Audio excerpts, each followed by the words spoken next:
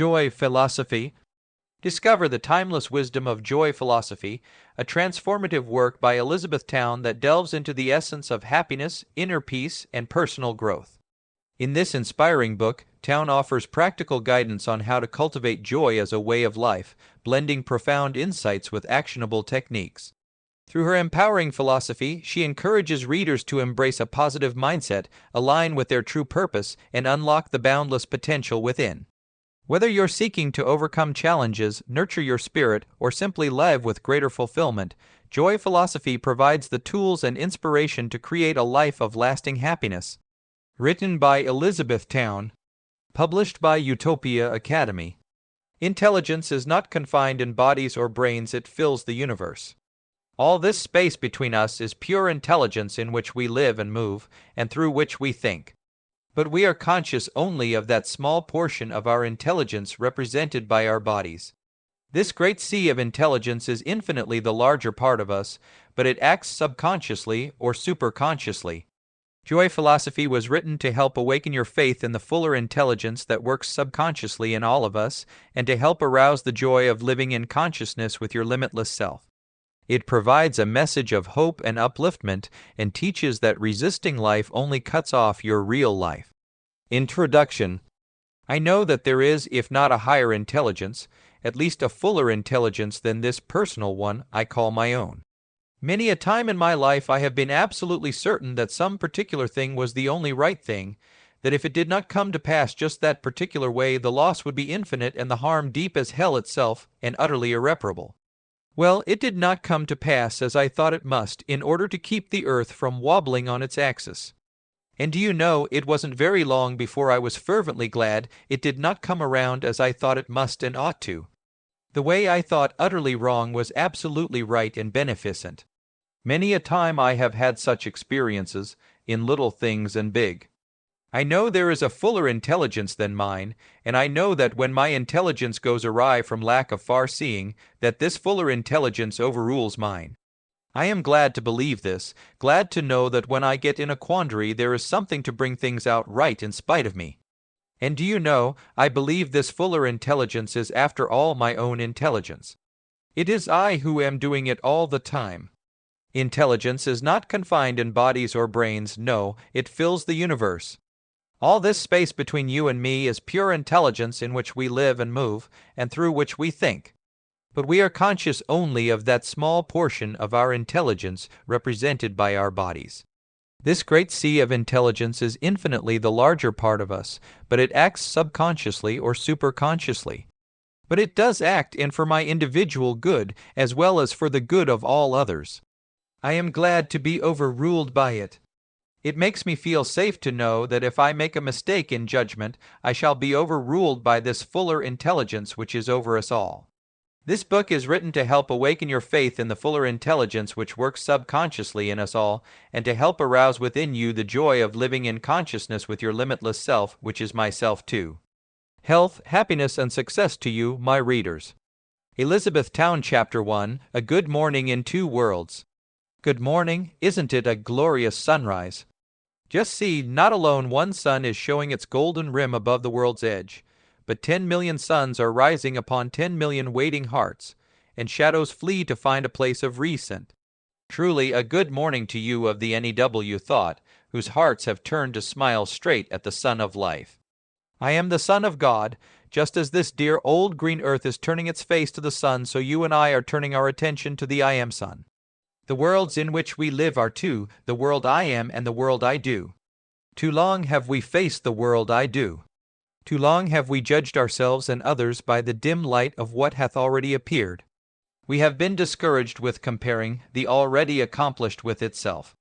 We said, I can do no more than has been done, there can be nothing new under the sun. So we have journeyed and gazed, and regretted that it was all done. Everywhere we looked it was all done. Every art and science and business is overdone, we said. There is no chance to do anything except what Tom, Dick, and Harry have already done to death. There is no chance here for me. I am the ideal world. Ah, that is where the sun shines and youth plays eternal and almighty. In the world of ideals I am omnipotent, omniscient, all-pervading. In the world of doing I am lost among the many and the already accomplished. I have just read a letter from one who has been for 22 years a bookkeeper for one firm. For 22 years he plodded mechanically up one column of figures and down another and drew his little salary. Now the firm has passed out with its head, and this man is left at 45 without a salary. He is worn out and nobody wants the remnants, I had almost said the remains. This man is a sucked orange and is meeting the natural fate of such. But unlike the orange, he was a free will offering to the world I do. His young ideals were choked off and crushed out. He said, a salary in the hand now is worth 2 fortunes I might develop if I followed my ideals. I think I might in time work into something great if I worked along another line for myself, but I know I can draw a salary if I work for this man. I fear to trust the world I am. And anyway, life is short, and what's the use of trying so hard? So I'll add up columns, draw my salary, and eat, drink, and be merry. So his ideals for lack of expression went into winter quarters and are still hibernating, awaiting a new incarnation in the world I do. But it is never too late to turn to the sun I am. One's muscles may be weak and his joints stiff, his brain cells may cry out for a little more slumber, a few more columns, and then a long sleep, but still one can turn over if he will. It is never too late to begin putting what I am into what I do. Even if one is 45 and a sucked orange, with not time to accomplish much in this incarnation, he can at least get ready for a better start in the next. So it is never too late to consider and express what I am, the ideal. Do you know that your ideals and desires are really you, the I am of you? Your body and your doings, and even your education, are but white caps on the surface of you. They are but an infinitely small and evanescent portion of your resources. They are what you have already realized of your infinite resources. The giraffe used to have a short neck. That was all he had expressed of himself. But his pasturage ran short, and he began to reach up after the palm leaves. He reached and looked and reached again. This unwanted exercise stretched his neck until it is now long enough to easily reach the palm tops. So it has ceased to grow longer. As long as he kept reaching out, his neck kept growing. What are you reaching out after? Do you see in the world I am something that is worth while? Do you reach after it in the world I do? Do you keep on reaching and looking and reaching again? Between reachings do you retire into the world I am for inspiration and power for further reaching? This alternation from being to doing, from I am to I do, is the secret of power and progress and success. It is the soul's breathing. You inhale in the world I am, you exhale in the world I do. The more easily and regularly you vibrate between these two, the more complete is your realization of health and success. When you have that tired and unsuccessful feeling due to too much exhaling in the world I do, just rise into the realm I am, and by imagination and affirmation pump yourself full of I am power. I am wisdom, I am love. I am what I desire to be. All things work together for the manifestation of what I am. Then rise again and express your regenerated self in doing. There was one man who talked back at me for that Good Morning article. I received from him an unsigned note which began by acquainting me with his opinion that he is a very old man, and therefore entitled to assume authority and correct pert, little, young, and conceited things like me, for the good of their souls, and it closed with calling my attention to a small attached card bearing in a little black frame this admonition: Trust in the Lord with all thine heart, and lean not unto thine own understanding. In all thy ways acknowledge him, and he shall direct thy paths. In my Bible, which is well thumbed by the way, and copiously underlined and annotated, these lines are underscored with red ink. If the sender of that card had dug the verses out of his own Bible instead of finding them where somebody else had put them, his eyes might have traveled down another line where they would have rested upon this: Be not wise in thine own eyes. And he would not have found after that any clause to the effect that he is entitled to become wise in his own eyes when he shall have become a very old man. The aged do not necessarily understand judgment. But there I am reminding myself of old Dr. Driver, the only man who ever downed Ingersoll. But when a man fires Bible verses at me, I enjoy dodging him and firing the whole Bible back at him. And when a man fails to sign his name to his communication, it takes some effort to think of him as anything but an impersonal sort of target that sets itself up and dares you to hit it. Now, if there is anything I do enjoy, it is hitting the bull's eye. But if I thought the bull's eye had any tender feelings to be hurt, I'd fire the other way. But seriously, I do not mean to lay myself liable to be hit with that particular saying of David's. I have lived with it and tried to let it live with me for at least 15 years. And I thought everybody knew that I am is what the Bible calls God or the Lord. When I say I am power, I lean to God, the only power. When I say I am wisdom, I call God. When I say I am love, I reckon myself nothing and God all, for God is love. When I say I am what I desire to be, I count myself as God's manifestation, with His desires written on my heart. The desires of my heart are God's desires. He worketh in me both to desire and to think, as well as to will and to do His good pleasure. When I tell you to rise into the ideal and pump yourself full of I am consciousness, I bid you identify yourself with God, the one soul of all people and things. I bid you realize your oneness with all power, wisdom, love. I bid you in all your ways and thoughts and desires and deeds acknowledge Him, the one power, one wisdom, one love, as the director of your every way. When you are disturbed, unhappy, unsuccessful, agitated, you are breaking the connection between God and yourself by not taking Him into your thoughts and desires. You are counting Him out, so I say, stop and pump yourself full of I am God. Power and wisdom and love are only names of God. Whenever you reckon yourself power or wisdom or love, you take in God. When you say, I am weak or ignorant or unloving and unloved, you deny God and force Him out of your thought, or at least you try to, then let Him in. In all thy ways acknowledge Him. In all thy desires acknowledge Him. And verily He shall direct thy paths, and they shall be paths of peace and pleasantness and plenty. Chapter 2, the present tense. To think or not to think, that is the question raised by different exponents of the new thought. Most of our teachers have been telling us that by thought we are created and by thought we are saved from death. But Sidney Flower says thought is killing us all. We are clogging up with brain ash. And now I come to think of it, Jesus of Nazareth said, take no thought. Evidently thought and its results are decidedly important to us who mean to live and let who will do the dying. But I fancy the thought advocates are not so far off as might appear. Truth is ever paradoxical. And it is her paradoxes which make us think, and do it in spite of ourselves. Truly, it were vain to say, stop thinking. It is useless to say, forget. And after all comes my own little suspicion that it is not thinking and remembering, but the kind of thinking and remembering we do which chokes us with brain ash. The child thinks, and I suspect him of thinking harder and more nearly true than does the grown-up. But a child thinks new thoughts, or rather he thinks the same old thoughts with variations. And all his thoughts are made light and bright by vivid and hopeful imagination. It is as if his thoughts, by some divine alchemy of imagination, are transmuted into gas or electricity before his brain is stoked with them. There is no brain ash in a child, there is only glow and white light of electricity. But we grown-ups are stingy with our fuel. We put out the alchemic fires of imagination and burn our facts direct.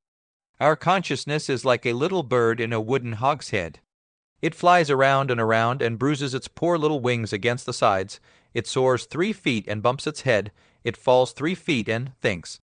Life is only a wooden hogshead of a treadmill, it says, and willingly gives up its little go scent. In a child's mind, even stone is endowed with life. To the grown-up, everything is dead. So the child's thoughts are alive and the grown-ups are dead. The child's thoughts being alive have power to move him. Truly, he is full of life. But the grown-up is full of death and brain ash. Because the child's thoughts are alive, he is so interested in the now that it is easy to forget the past and ignore the future. The grown-up's thoughts being dead, he takes refuge from the stench. He seeks again the live thoughts of his youth. The cure of age is interest, enthusiasm, and their consequent activity of mind and body.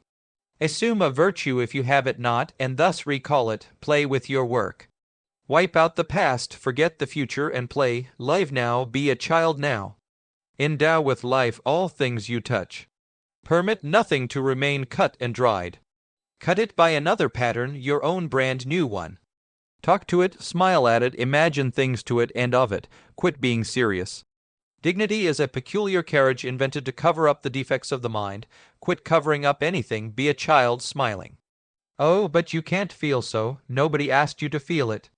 Just do it, do it, and never mind feeling. Practice makes perfect and feeling follows. Go in to win and keep at it until you are the happiest kid in the bunch. Mr. Flower says you cannot have youth and wisdom. He intimates that wisdom goes with age. Dearie, don't you believe it? The wisdom which goes with age is a dirty little wooden hogshead counterfeit. Only in proportion as one stays young is he wise. Real wisdom is in the limitless. It is in the electric atmosphere which is breathed by children and fools. In the hogshead it is deadened by the heavy effluvia of dead things. All true wisdom, all poetry, all art, all invention, comes to the child brain in the limitless. Only as poets, artists, inventors get out of the hogshead do they find that which lives and stirs the dead things within. Chapter 3. A Mush or a Man Which? Man in the natural and unregenerate state is an unprincipled being. He is moved by every shadow of feeling. These shadows being cast by people, things, and events without, his mental and physical activities represent but a conglomerate of other people. He is a jellyfish receiving for the moment the impression of any finger which pokes him. Whether he wants to be or not, he is nothing but a mush of concession to every passing person or circumstance. He is constantly affected from without. He lives and changes his being according to what is thrust upon him by other things.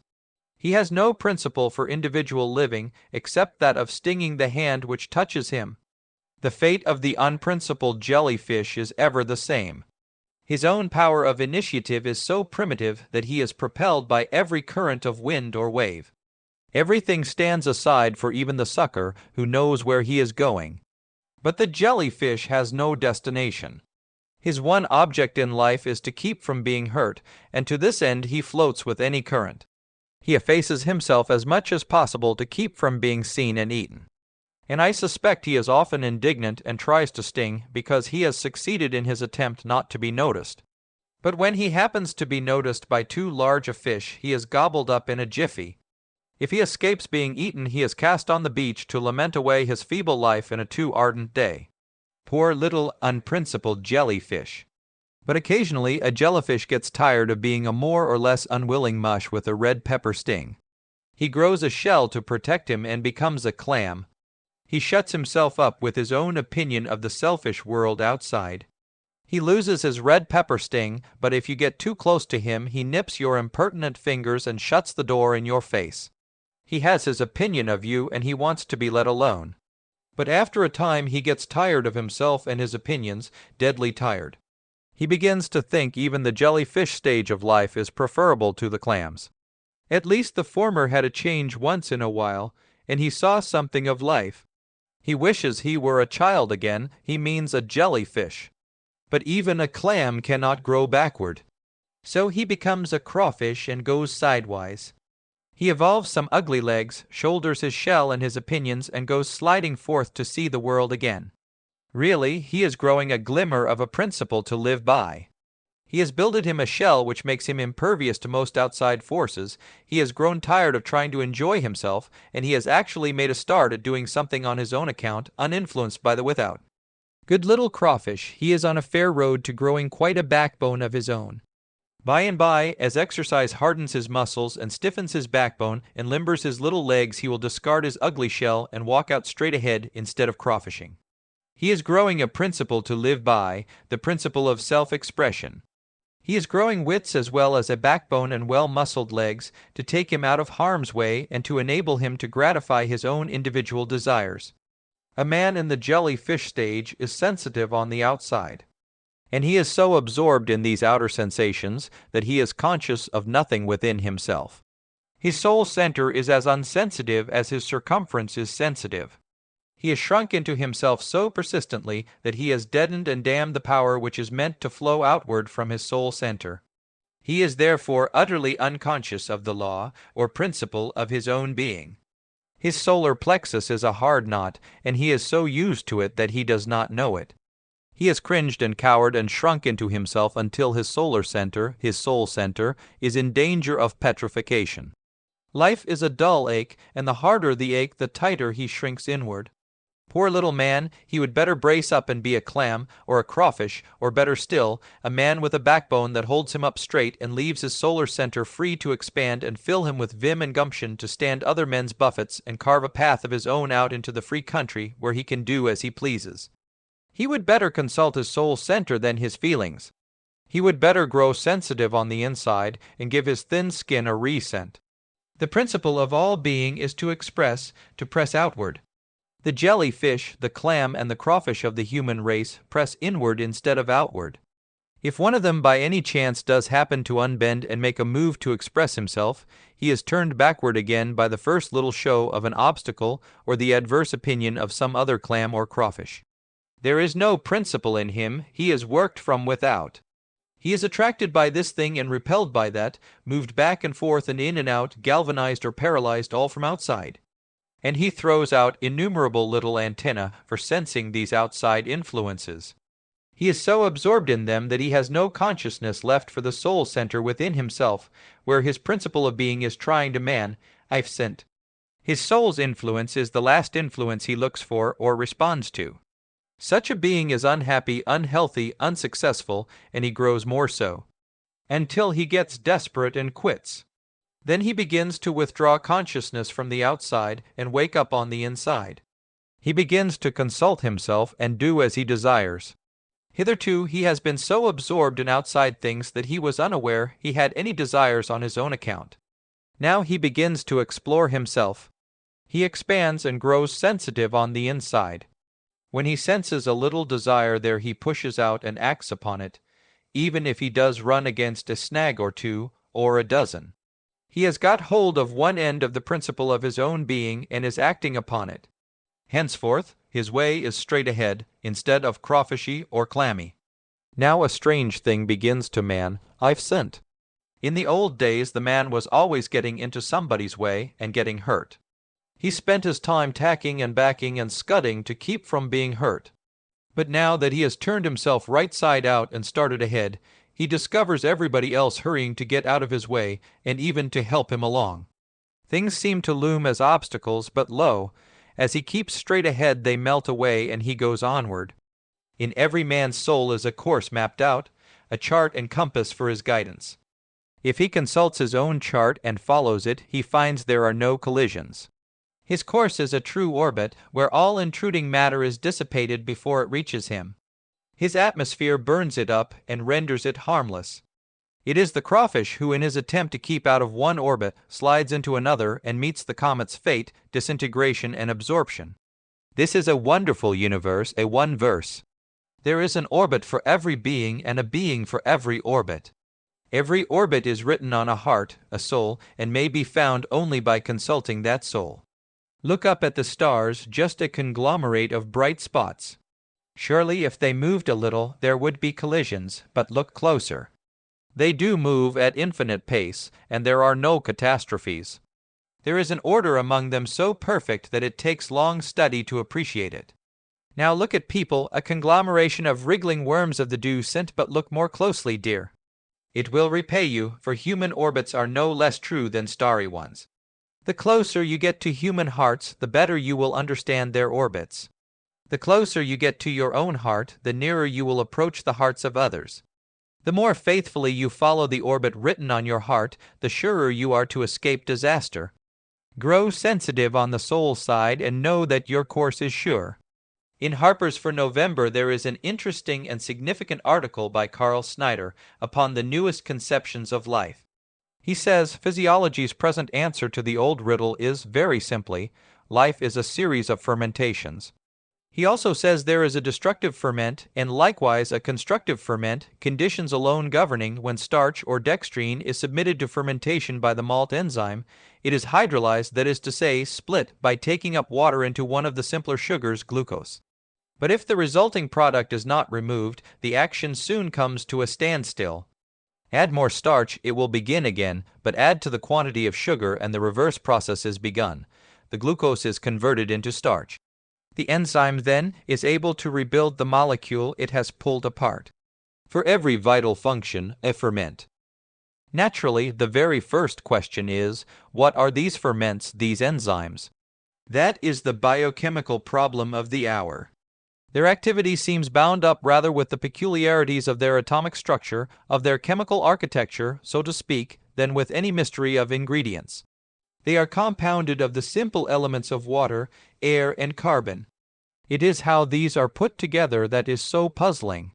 Then he goes on to say, but this close pressing of the most intimate secrets of life has another implication of far more interest to men and women of today. It is, in brief, that perhaps all the processes of life are reversible, growth even, that under given conditions the oak might become an acorn, the grown man a child, the adult organism, led back through the successive stages of its development to the primitive germ from whence it sprang. And he gives a real illustration of the process of growing young again. A plant-like little affair, Campanularia, living and developing normally in the water, undergoes an amazing transformation simply upon being brought into contact with some solid substance. Then he describes the process by which it returns again to its original state. The italics in these quotations are my own. Life is a series of ferments which may be reversed. When we stir up a sponge for bread, we put in a little yeast and a little flour for it to work upon. All night long the yeast particles are busy separating the solid wheat particles and filling them with yeast life. In the morning the entire mass is beautifully light. Everywhere in creation, life and light are synonymous ter emes. Even the lightness of bread sponge is its aliveness. Now, what do you do with a light sponge? You use it to leaven a loaf. You stir it down and stir in more flour and knead it until there is a big, solid loaf within which is the germ of life.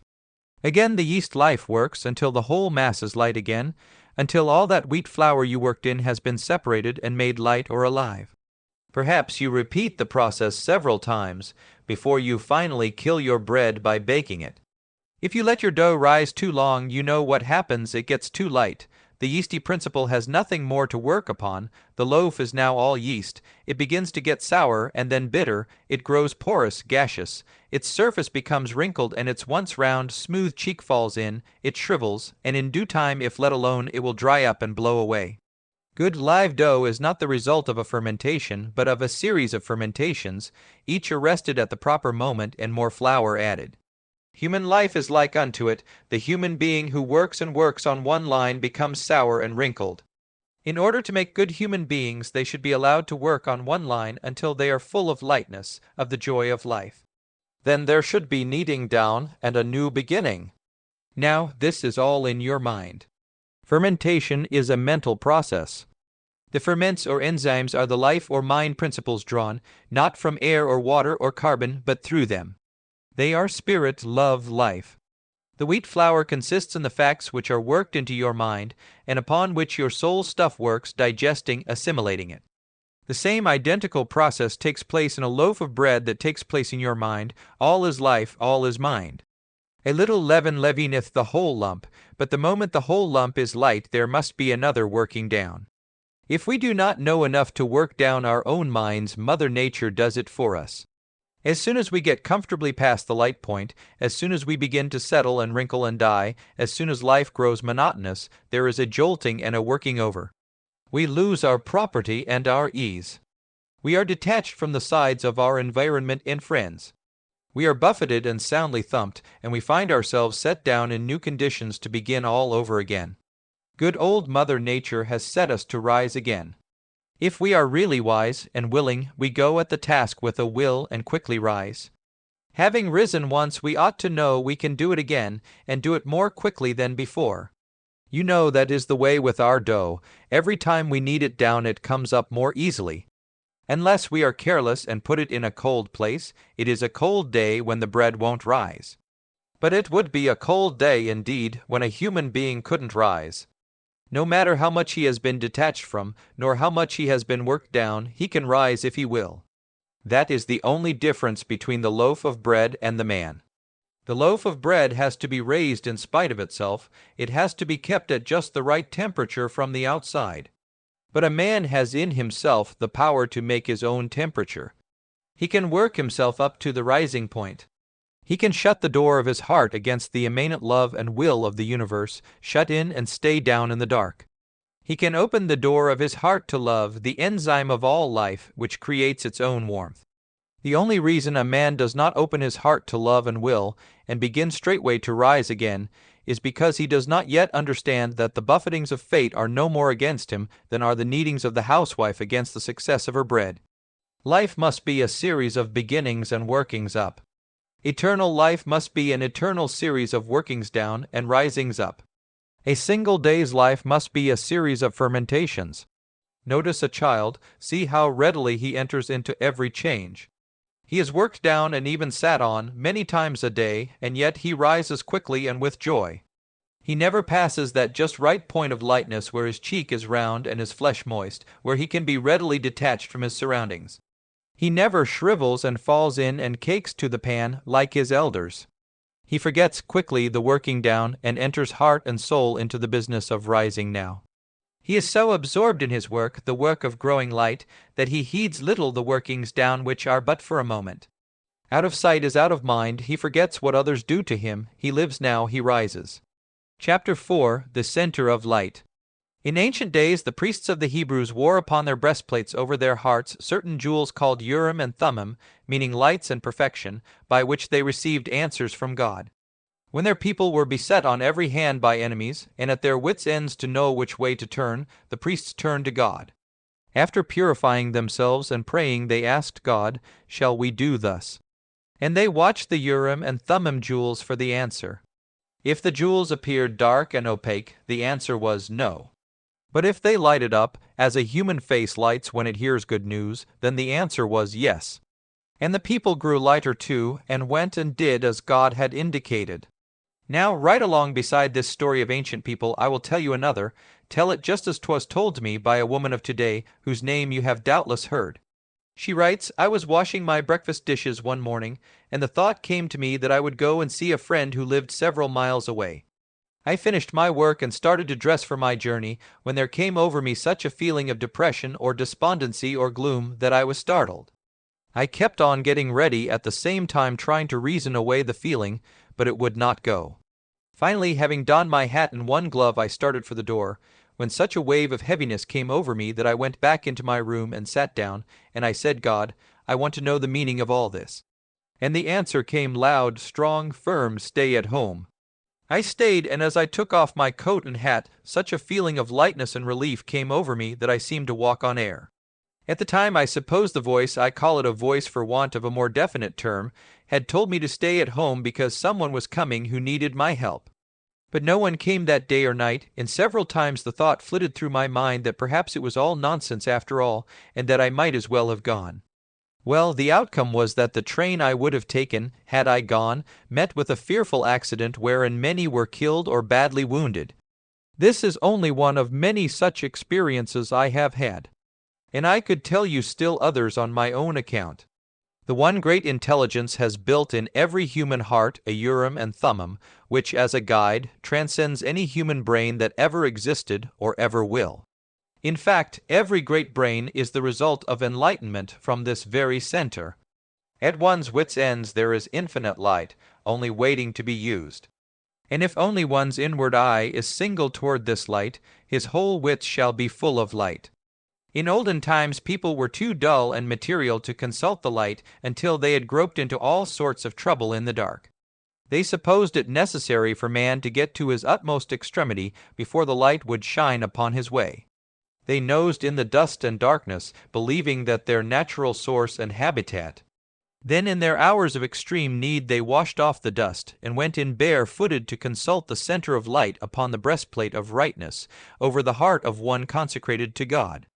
And they never knew that every man in the multitude carried a center of light in his own breast, a center which only needed washing off the dirt and letting out the kinks in their nerves and muscles to reveal a center of light in every breast in that multitude, centers so light and so true that the jewels on the high priest's breastplate cast only their composite shadow. There is a light that lighteneth every man that cometh into the world. And it is not the light of reason, but the light that lighteneth reason. It is not located at the center of anybody's breastplate, to be seen of every Tom, Dick, and Harry who runs and reads. It is located under the center of his breastplate, at the solar center of his being. Here his center of light shines out bright and clear when he is doing the right thing, and when he is doing the wrong or unwise thing, the clouds of dull feeling roll over and darken his center of light and say no to him. And if he goes heedlessly on acting against the admonitions of his center of light, the clouds keep piling up, and his heart sinks down and down under the leaden weight, and he rarely ever catches even a glimpse of his center of light. He is gloomy, we say. And he grows reckless and defiant, and rushes on blindly to a bad end.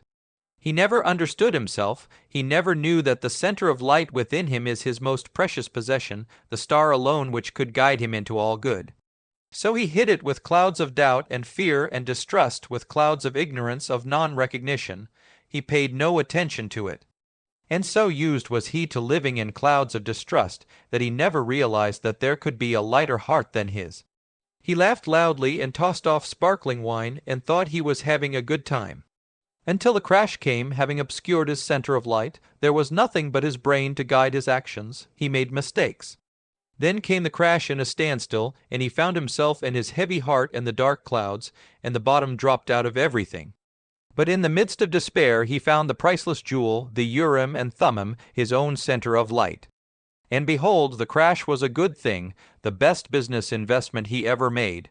He has through it realized the way, the truth, the light of his own soul. Now he will walk softly in the light, and there will come no more crashes. I wonder if you think this is a fanciful bit of symbology. It is not. It is plain fact described in the plainest language I have at command. You have a light at your center, in the region called the solar or light plexus. When you feel depressed, you feel the effects of literal clouds, caused by doubt, distrust, fear, anger, resentment, grief, etc. Back of those clouds shines the eternal light at your center, the light meant to guide you and no other on your way. Shall I tell you what to do? Get still.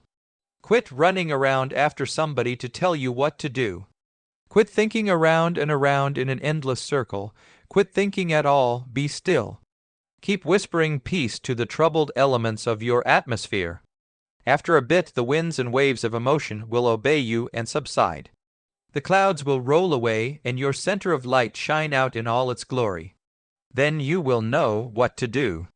When you are still, then you can ask, "Shall I do thus?" And the lighting or the darkening of your heart will give you the correct answer. Chapter 5, The Law of Being. God is love. God, or love, is the law of every being. By love every being was created, by love he is held together, by love he grows. Through lack of love man is weak, through lack of love he is ignorant, through the waning of love he dies. Love is the emotive power of every being, the power which proceeds forth from the central sun of himself, giving life to his body and environment, just as the sun power proceeds forth and gives life to the planets. As the sun is the source of life, light, power in the planets, so is the soul center the source of life, light, power, to the members of the human body. Love is soul radiance, the only power for accomplishment. Love makes worlds go round, it keeps hearts throbbing and children growing. Love is wisdom, love is will. Wisdom and will are twined like two strands in a cable. Wisdom and will twined in one issue forth from the soul center as rays from the sun. The soul center of being manifests as the solar plexus, a great ganglion back of the stomach, from which nerves radiate to even the backwoods neighborhoods of the body. The solar plexus is the powerhouse of the individuals. God, or love, is the power. The brain is the central station where the individual sits and controls the power. He rings it off or on, little or much, with a single thought. The individual at the brain controls the powerhouse and all its workings in a general way, just as Uncle Sam at Washington controls in a general way the power of the United States. But the individual's brain is not the only brain he has, any more than Washington is the only directing center Uncle Sam has. Every city, little or big, is a directing center. It draws its own appropriation of power and uses it as it pleases within its limits, which are set by the intelligence at Washington. Every ganglion in the body is a little brain which governs in a measure the use of its own appropriation of power from the soul center, the solar plexus, but always with the consent of the central intelligence, the brain, the Washington, D.C., of the body. Money represents power, the will strand of love. Whenever a city needs more money than it can draw by its own wisdom, it calls on Washington to send a special appropriation. Washington may pass a law enabling the needy city or state to draw more money, or it may appropriate the amount direct from the government source, or when these processes are too red-tapey, it might make a general call to all hands to dispense with routine and send the money anyhow. This was what happened when Roosevelt called for help for the Mt. Pelly refugees. Money was poured in from all directions instead of being sent through regular channels. Whenever one of the lesser brains of the body, one of the ganglia, records a condition of want among its cells, it tries to draw power to overcome the difficulty. If it cannot do this on its own account, it sets up a cry that is heard at the central station of consciousness and government, the brain. When that cry comes, we say we feel pain in the region of that particular ganglion. If we give our stomach more than it can do, we hear a loud call for power. We feel a dull or painful sensation there. When that call comes, it draws special attention from the seat of general government, the brain. Now, if the individual whose seat of government is in that brain happens to be wise enough and strenuous enough, he will do just what Roosevelt did. He will call for power from any and all directions to relieve the want of power in the stomach. And he will call in perfect faith that the demands will be met with an overflowing abundance. This is the method of self-healing. Of course, if the individual whose seat of government is in that brain happens to be a weakling fraidy cat, he will do nothing but groan over the conditions in his stomach. He will lament and ache with it, instead of bracing up and demanding power to change those conditions. Wherever the individual's attention goes, his power goes too. All the individual needs to do is to say the word for his power to pitch in and make things straight. Until he does that, his power stands around and waits, just as all the pocketbooks in the United States just waited until Roosevelt pulled himself together and called resolutely for money. That call set up an electric thrill which ran through all the little pocketbooks and set them to pouring out the help called for. When the individual takes that same positive, resolute, commanding, and full faith attitude, he may ask what he will, and it shall be done unto him. He may say the word which will send through his body an electric thrill of health with a concentration of power in any desired spot. He may open up every one of those ganglionic centers of power and send their surplus of energy to any given point for any given purpose. In his own domain he may arise a greater than Roosevelt. Every ganglion in the body is a storage battery of both wisdom and will, drawn originally through the central battery of the solar plexus. The solar plexus draws its power from the great unseen. The intangible becomes tangible at the solar center. The hitherto undirected power of space and eternity here begins to be directed. The uncontrolled here comes under control. The unexpressed begins here to express. You can readily see that great power depends primarily upon a free solar plexus. Great power can never be expressed under a tight corset which binds and packs the solar plexus.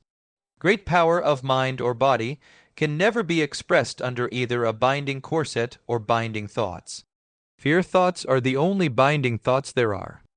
Every little fear gives a pucker to the solar plexus and shuts out just that much power.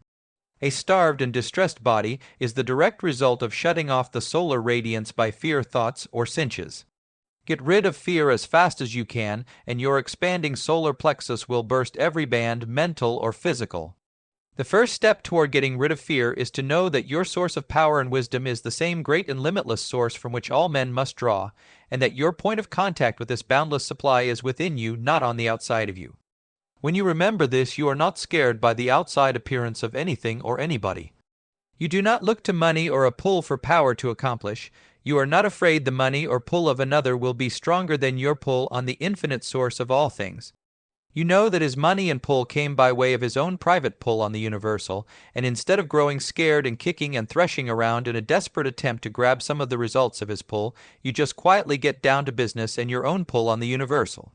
When you look at the results of other people's pulls on the infinite source, comparing them with your own, you are sure to grow discouraged or desperate and fearful. One reason is that you belittle your own results. Another is that you cannot see what the other man failed to get. You see the results of his successful pulls on the infinite, but you compare them with your own unsuccessful attempts instead of comparing with your successes. You are unfair to yourself, and you exaggerate what he has accomplished. Desire governs what one draws from the uncreate. Your desire and his were not alike, so his outward appearances will not stand judgment from your standpoint. Let him alone and find yourself. You are unique. You cannot be compared with anything under heaven. Your pull on the infinite is infinite, but it's different. Tend to it strictly and see what the results are. Quit looking at the other fellow and generating fear thoughts, fear that he will get ahead of you. Look at your own ideals and desires and rejoice in your own pull on the universal. When you remember your source and your differentness, you are not afraid. When you go about your own work in your own way, you rejoice in it all, and your solar plexus expands and power flows in and radiates to every corner of your body and on out to the outermost edge of your atmosphere, and away beyond who knows how far beyond. Then you enjoy what you do, you enjoy yourself, you love, you are radiating love, and love, you know, is God, the only power and the only wisdom. And the chief end of you is to enjoy God, or love, forever. Chapter 6, How It Works. Quit looking at things and being afraid. Look to your ideals and desires, and remember your source and infinite supply. Keep dwelling mentally on your infinite supply. Keep using that supply according to your ideals. Fears will drop away from you, and power and wisdom, love, God will flow into you and through you. Never admit a fear, bid it get behind you, never admit a can't. Pull yourself together and declare I can, I will. Fear makes you feel paralyzed, ignore it. Rise up in ACD, and you will see how little power the fear really had. Fear is but a paltry stage trick hypnotisant. You cannot be hypnotized if you refuse to look at fear. ACD and fear flees into the bottomless pit whence it came, into nothingness. Keep on acting as if you felt no fear. In due time, the feeling of fear, the hypnotized sense, will disappear for good. You will smile, and your solar center will expand and let in more God feeling, more power and wisdom than you have ever had before. Sometimes you may be too badly paralyzed to act as if you had no fear. Well, then just breathe. You are never too paralyzed to go outdoors or to an open window and breathe. Right breathing will dissipate fear. By using the chest and abdominal muscles properly, you can shake the kinks out of that paralyzed solar plexus and let in power. An influx of power from the infinite will enable you to turn your back on fear and act as you desire to act. When you are anxious and afraid, your breath comes in short, shallow gasps, and you can literally feel fear clutching your heart, you call it. You feel fear clutch your solar plexus. Now take a slow, full breath, clear down to the bottom of your lungs, and clear out as far as the walls of your chest will go. Hold the breath as long as you can without straining, and then see how very slowly you can exhale. Keep your lips firmly closed all the time, but do not press the teeth together, and see you stand straight, chest out, hips back, head up with crown high and chin in. Now, after even one such breath, you feel decidedly less paralyzed. Your solar plexus is not in quite so hard a knot, and there is a brighter look in your face, a good beginning. Now take another such breath, and yet another, take a dozen of them. Now you will find yourself decidedly less paralyzed. You can go out and ACT now as if you never had a fear. Of course, your teeth may chatter a bit, and you may feel a trifle weak in the knees, but the hypnotic spell is broken, power is pouring into you from the infinite, and you can ACT, go right along and do it. Keep on breathing deeply and telling yourself that you can and you will. And you will succeed, and next time it will be much easier to do. After practice enough, it will grow so easy that you will forget you ever had that paralyzed, hypnotized feeling of being afraid to do what you desire to do. You will have taught your solar plexus to stay open and let in power, instead of collapsing just at the critical moment when you needed extra power. Then there are other ways of taking the kinks out of your solar plexus and letting in the power. Any sort of physical shaking accompanied by I can and I will statements will help, especially if the shakings are repeated rhythmically a few times. Take a good, full breath and stamp your foot and say I can. Then take another full breath, stamp your foot again and say I will. Repeat several times. Many a time I have freed the kinks this way after everything else seemed not to avail. When I used to suffer horribly from blues and discouragement, I used to go away up in the big garret, where none could hear me, and rage up and down its length a time or two, and stamp my foot sharply and declare aloud to myself, I'm not blue, I'm not, I am happy, I am, everything is just as it ought to be, and I like it so, I do, I'm happy, I tell you I am, and I'd stamp it down hard. And this little exercise never failed to help me to relieve me from that horrible burden at my heart, at the solar plexus. I have concentrated and affirmed by the hour, all to no effect apparently, but 5 minutes of this sort of shaking up always freed me, and I went about my work feeling as if I had thrown off a nightmare and found the sunshine. Try it. Then there is another way, suggested to me by Dr. Paul Edwards. He said whenever he is in need of refreshing, as after a long day's work, he goes away and shakes himself up for 10 minutes or so. He stands up and gets as loose and limp as possible all over, and then shakes himself just as a big dog does when it comes out of the water. He calls it taking physical exercise with relaxed muscles. Prolonged effort reduces the power faster than it can, under ordinary conditions, flow through the solar plexus. All the nerves get into a partly collapsed condition, as if the energy had been sucked out of them, leaving them dry and flabby. All the little muscles which encase the nerves are contracted. This keeps the infinite from flowing in again. So Dr. Edwards' idea is scientific. He relaxes from head to foot and literally shakes the kinks out, and immediately he is filled again with power from the infinite reservoir. All sorts of depressed feelings come from this depleted condition of nerves, and anything which will loosen up the muscular contraction will remedy the condition. Sometimes a single thought will be dynamic enough to do it. Sometimes a single hour or so of right thinking will do it. If one can be perfectly still, body and mind, for even 5 minutes, the desired end will be accomplished. But it takes an adept, made adept by years of practice, to attain quickly the state of mental and physical stillness necessary to quick recuperation from states of depression. It takes a real master to speak peace to himself in such a way that he is quickly obeyed. And the master attains mastery by a long series of just such ultitili exercises as those I have just given you. All these little physical drills get your body into the habit of minding your mental commands. After you have used them long enough, your body will obey the mental commands alone. I can and I will are words of power. Say them softly to yourself. Say I will, and note the freedom with which the sound leaves your lips and throat, which are never closed on the word. The sound pours freely forth to vibrate the ethers. Now say can't and note the effect. The T sound can only be made by inhibiting the vowel sound, by cutting off the flow of sound. The use of these words has the same effect on the solar plexus. The will words allow a free flow of soul power, whilst the can't words shut off your soul power. Will words open the solar plexus to radiate power to all your being, whilst can't words check the flow of power, just as your tongue checks the sound with the tight T. Say will with a will, and you can actually feel power radiate through your entire body. That is, if you say it freely, but if you say it behind gritted teeth, it has nearly the same effect as the T sound. The clenched teeth mean a clenched solar plexus and an inhibition of soul power.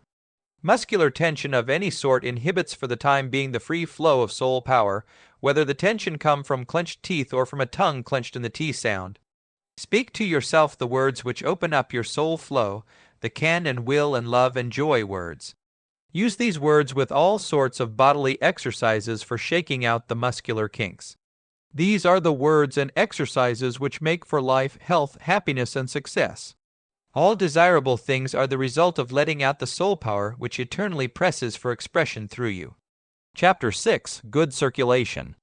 Do you know that a plant will not grow without leaves? And it will not bear fruit, and will die early, if it has too many leaves. The plant suckles moisture from the earth, and the sun draws that moisture away again, through the tiny and innumerable pores of its leaves. So the healthy existence of a plant depends upon the living stream of moisture which must continually flow through the plant. Simply to flow into it is not enough, and when the stem is severed, we quickly see the results of too much flowing out, with nothing flowing in. Death is the inevitable result of any continued disturbance of that steady flow of sap up from the earth, through the plant, and on out again into the atmosphere. Of course, a sterile earth can give little sap to the plant, and it soon dies, and the more fervently the sun kisses it and draws upon it, the more quickly the plant expires. On the other hand, if the leaves are plucked so that there are not pores enough for the sun to suck the sap through, the plant must die. But plants are wonderfully intelligent little things, and full of ingenious contrivances for regulating supply and demand in such a way as to maintain the equilibrium which means health. The little wild things are wiser than we tame beings in looking out well for number one. The cactus grows thick, fleshy leaves where it stores up moisture for use in the long hot seasons when supply is small and demand great. and it glazes its leaves so that the sun cannot draw from it all the moisture it would. Many plants and trees glaze the entire upper sides of their leaves, so that the sun may draw from the shaded side only where he cannot kiss so fervently. Some trees turn only the edges of their leaves toward the sun, and a great many refuse to grow wide leaves, and the drier the soil the narrower the leaves, even in trees of the same family. All plants show this intelligence. We human beings are built by the same intelligence and after the same manner as plants. Our healthy and continued existence depends upon the same law. We too draw our sustenance from the earth and give it all off again through our pores and lungs. To glaze our skin pores would kill us. To shut off our breath would kill us. In either case, our giving off would be curtailed beyond our limit of endurance. And of course, to cut ourselves entirely loose from earth at present, to cut off our supply of food and water, would end our existence. So we try to maintain a poise of receiving and giving to the end that we keep on living. Eternal life depends upon eternal poise of receiving and giving. It depends upon our ability to let life flow through us unimpeded and freely. This is the law of being. Law is omnipresent, not a crack nor cranny in all the universe, in all time and space, which is not filled with law. No place so tiny that the law is crowded out. No place so large that the law is dissipated into nothingness. Law is the all-pervading fourth dimension of matter as well as of spirit. 2 and 2 make 4, this is law. It works just the same whether it expresses through worlds or atoms or through ideas only. 2 worlds and 2 worlds are 4 worlds, 2 ideas and 2 ideas are 4 ideas. The law of perpetual flow is the law of continued existence of any form, whether it be physical, mental, or spiritual. A physical body which refuses to give off as much as it receives quickly dies. If it persists in giving off more than it receives, it quickly dissipates itself. A mind which refuses to receive as much as it gives soon grows weak. If it refuses to give, it stagnates and decays. Do you see that the law of life is a good circulation, and that it works in body, mind, and money? A plant draws its stream of life from the earth. Man has loosed himself from the earth and is learning to depend less and less upon it as his source of supply. He is learning to live not by bread alone, but by the word. He is drawing his supply more and more fully and consciously from the unseen. But this does not free him from the law of good circulation. Plants receive carbonicide and give off oxygen. Man receives oxygen and gives off carbonicide. Plants receive from the coarser and more tangible forms of matter and give it out, again in finer essence. Man does the same. But man has likewise thrown out roots in the great unseen, through which he receives an ever-increasing portion of his sustenance, which is brought down and given out in coarser form to earth and plant. Man's veins and arteries carry the transmutations of earth matter which he invisibly gives out, while his nerves reverse the order and throb with wisdom and love which come down from spirit into matter and are given off in coarse and concrete form. Just as man must receive food and give out to the atmosphere, so he must receive from the spiritual atmosphere and give downward to earth. He must express wisdom and love inspired from above earth, express it in terms of earth. Thus it is true that the worlds in which we live are two, the world I am and the world I do. Human and divine life are one, and the individual continues to exist as long as there is good circulation between the ideal and the real. Sometime in past ages man's feet were simple roots fast to earth. He learned by centuries of effort to pick his roots out of the ground and walk off on them in search of more food. This is a great advantage to him. But if he should now go up in a balloon and stay there for some days, breaking all connections with earth, he would melt into thin air. In childhood, the imagination is firmly rooted in the ideal world, and his feet are at the same time firmly set upon the earth. So he grows fast mentally and physically, and increases in wisdom, love, and power. But by and by he begins to detach himself from the ideal. He detaches one rootlet after another, and all the other earth folks pat him on the back and congratulate him because he is growing up and becoming sensible, so he goes on detaching himself from the world of spirit, whilst he plants himself more firmly in earth. By and by he is altogether detached from heaven. He scoffs at such silly, childish visions of glory.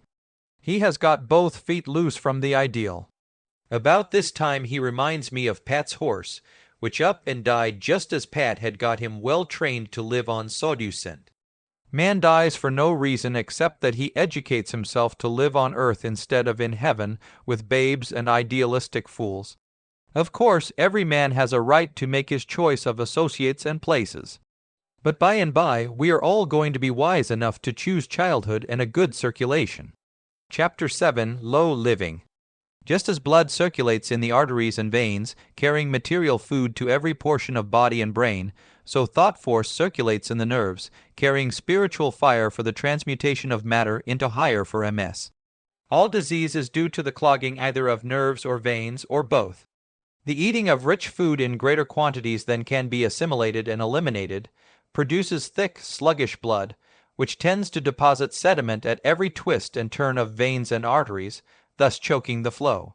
When a stream gets into this condition, navigation has to be abandoned until the stream is dredged out again.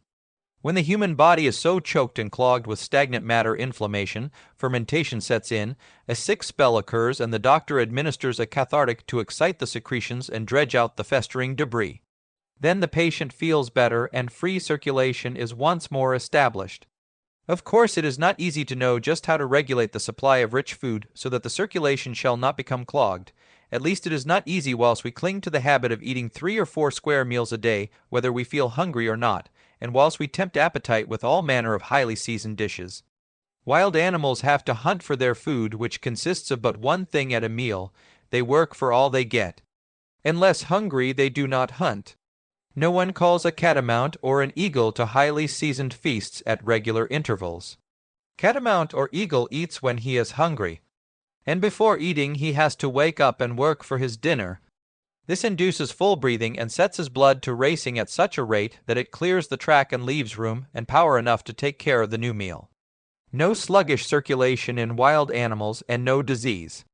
Here is a hint for man. Of course, if you are never sick or depressed, if you are strong and well and growing stronger, you may need no hints. But if you are not all that you desire to be, just try a little judicious starving, along with plenty of exercise and fresh air.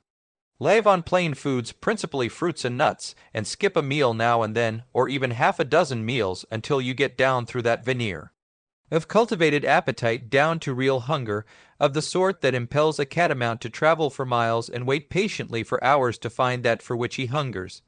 Hunger is an infallible guide as to what to eat and how often. It is the real voice which comes up from arteries cleansed and ready to carry fresh supply to waiting body. But appetite is the whining call of an unrested stomach and unready arteries, which have been taught to cry at stated intervals. Most of us are the slaves of spoiled appetite, but we have never once in our stuffed lives since childhood been really hungry and known the real joy of eating. Clogging of the arteries and veins results in clogging brain and nerves. It is impossible for a man with a clogged and diseased body to think his be sent. The clogging presses against nerves as well as arteries and prevents free circulation of thought. And only free thought is high thought. A man with a clogged system will think cramped, negative thoughts. He can't help it. His nerves are cramped. His doctor may say he is nervous, but nervousness and weak nerves are simply cramped nerves cramped in a clogged system. Now I know that it is quite possible to take the kinks out of one's nerves by mind power alone, provided one is not too badly clogged and cramped. But high living will eventually choke off high thinking, and no human being can reach his highest thinking along with high living. Reason and all human experience proves this. And I leave it to you if it is not vastly more sensible to reduce your living and thus free your cramped nerves to the free flow of high thought than to attempt to live high and force high thought through. Weak nerves, the only bit of you which may refuse to agree with this statement of the case, is your spoiled appetite. Are you going to pamper that and starve your high thought? It is for you to decide. But now let us suppose that with your whole being you will serve the God of high thinking. You are going to practice low living that you may more fully serve the God of high thinking. You are fasting your body into an unclogged state. You are feeding it upon simple foods such as nuts and fruits, which are not thickening to the blood as are meat, condiments, and pastries. You are exercising freely and taking deep, full outdoor breathing exercises to promote good circulation of blood and free the nerves. You are doing all this, and you are rejoicing in the glorious feeling of health and courage and freedom which comes to you. You are bright, alert, ready with a heart for any fate. But you want yet higher thinking, good. Your nerves are free now and ready to receive higher thought than any they have ever carried. Now fill them with incessant affirmatives of your highest ideals. Go into the silence and see how still you can be, mentally and physically. Simply rest until spirit can form within you the mental picture of what you are to work for. Keep being still and waiting expectantly until it comes to you just what to do. To that clean body and brain of yours it will come quickly and with joy. Keep free in body and keep looking mentally for new things to come to you, and the way will grow brighter and brighter. You will grow brighter and brighter and brighter. And whatsoever things you desire you shall have. Say I can and I will, it will fill you with power. Above all things, say I am what I desire to be, it is true. You have made conscious connection with the infinite. Chapter 8, The Limitless Self. Who are you? Who me? Who am I? Why, I am the man who was 5 times elected the mayor of Podunk. That's who I am. And who are you? I asked a rather ragged-looking woman. Oh, I am the wash lady, she answers. I am a salesgirl in the big department store across the street, says another. I asked a little child, who are you? And it answered, who am I? Why, I'm just me. Well, but what is me? And he looks puzzled and up and down and gives it up. But he is sure he is me and nobody else. The 5 times elected man has crystallized into a mayor, the woman who does washing has crystallized as a washing machine, the sales girl has settled into a mere part of the great selling machine across the street. Only the child knows that me is undefined, undefinable, unconfined, limitless. But he doesn't know that he knows it. Consequently, as he grows up, he becomes so interested in what he has done that he thinks it is himself. He has grown legs and arms, a teacup full of brains, a little knowledge and a reputation, and when you ask him who he is, he thinks of himself as a mixture of legs, arms, brains, doings, and reputation. He is limited in his own estimation by what he has done. He remembers it all. Every time he says I, he sees a panorama of things he has done or has failed to do. He is little or great, a failure or a success, according to his depreciation or appreciation of what he has done. The child has forgotten his passant. When he says I, he defines nothing. He sees simply a rosy nebulous mist out of which worlds and other wonders may be formed. There is to him nothing formed and fixed. He is a glorious and untrammeled reality, and all things are possible. He is full of the joy of power and prospect. Of such is the kingdom of heaven, and except you become as a little child, you shall remain forever imprisoned by what you have done and left undone. This kind of prison is hell, where one grows not in wisdom and in knowledge, but in hate for himself and his life. And his prison walls keep pressing in, and by they are simply the walls of a coffin. And it is also needless, one only needs to forget, to be again a child in the rosy mist of glorious possibilities. Forgetting is so easy too, it is only a matter of displacing one picture with another, just as one paints a new picture right over the old one on a canvas.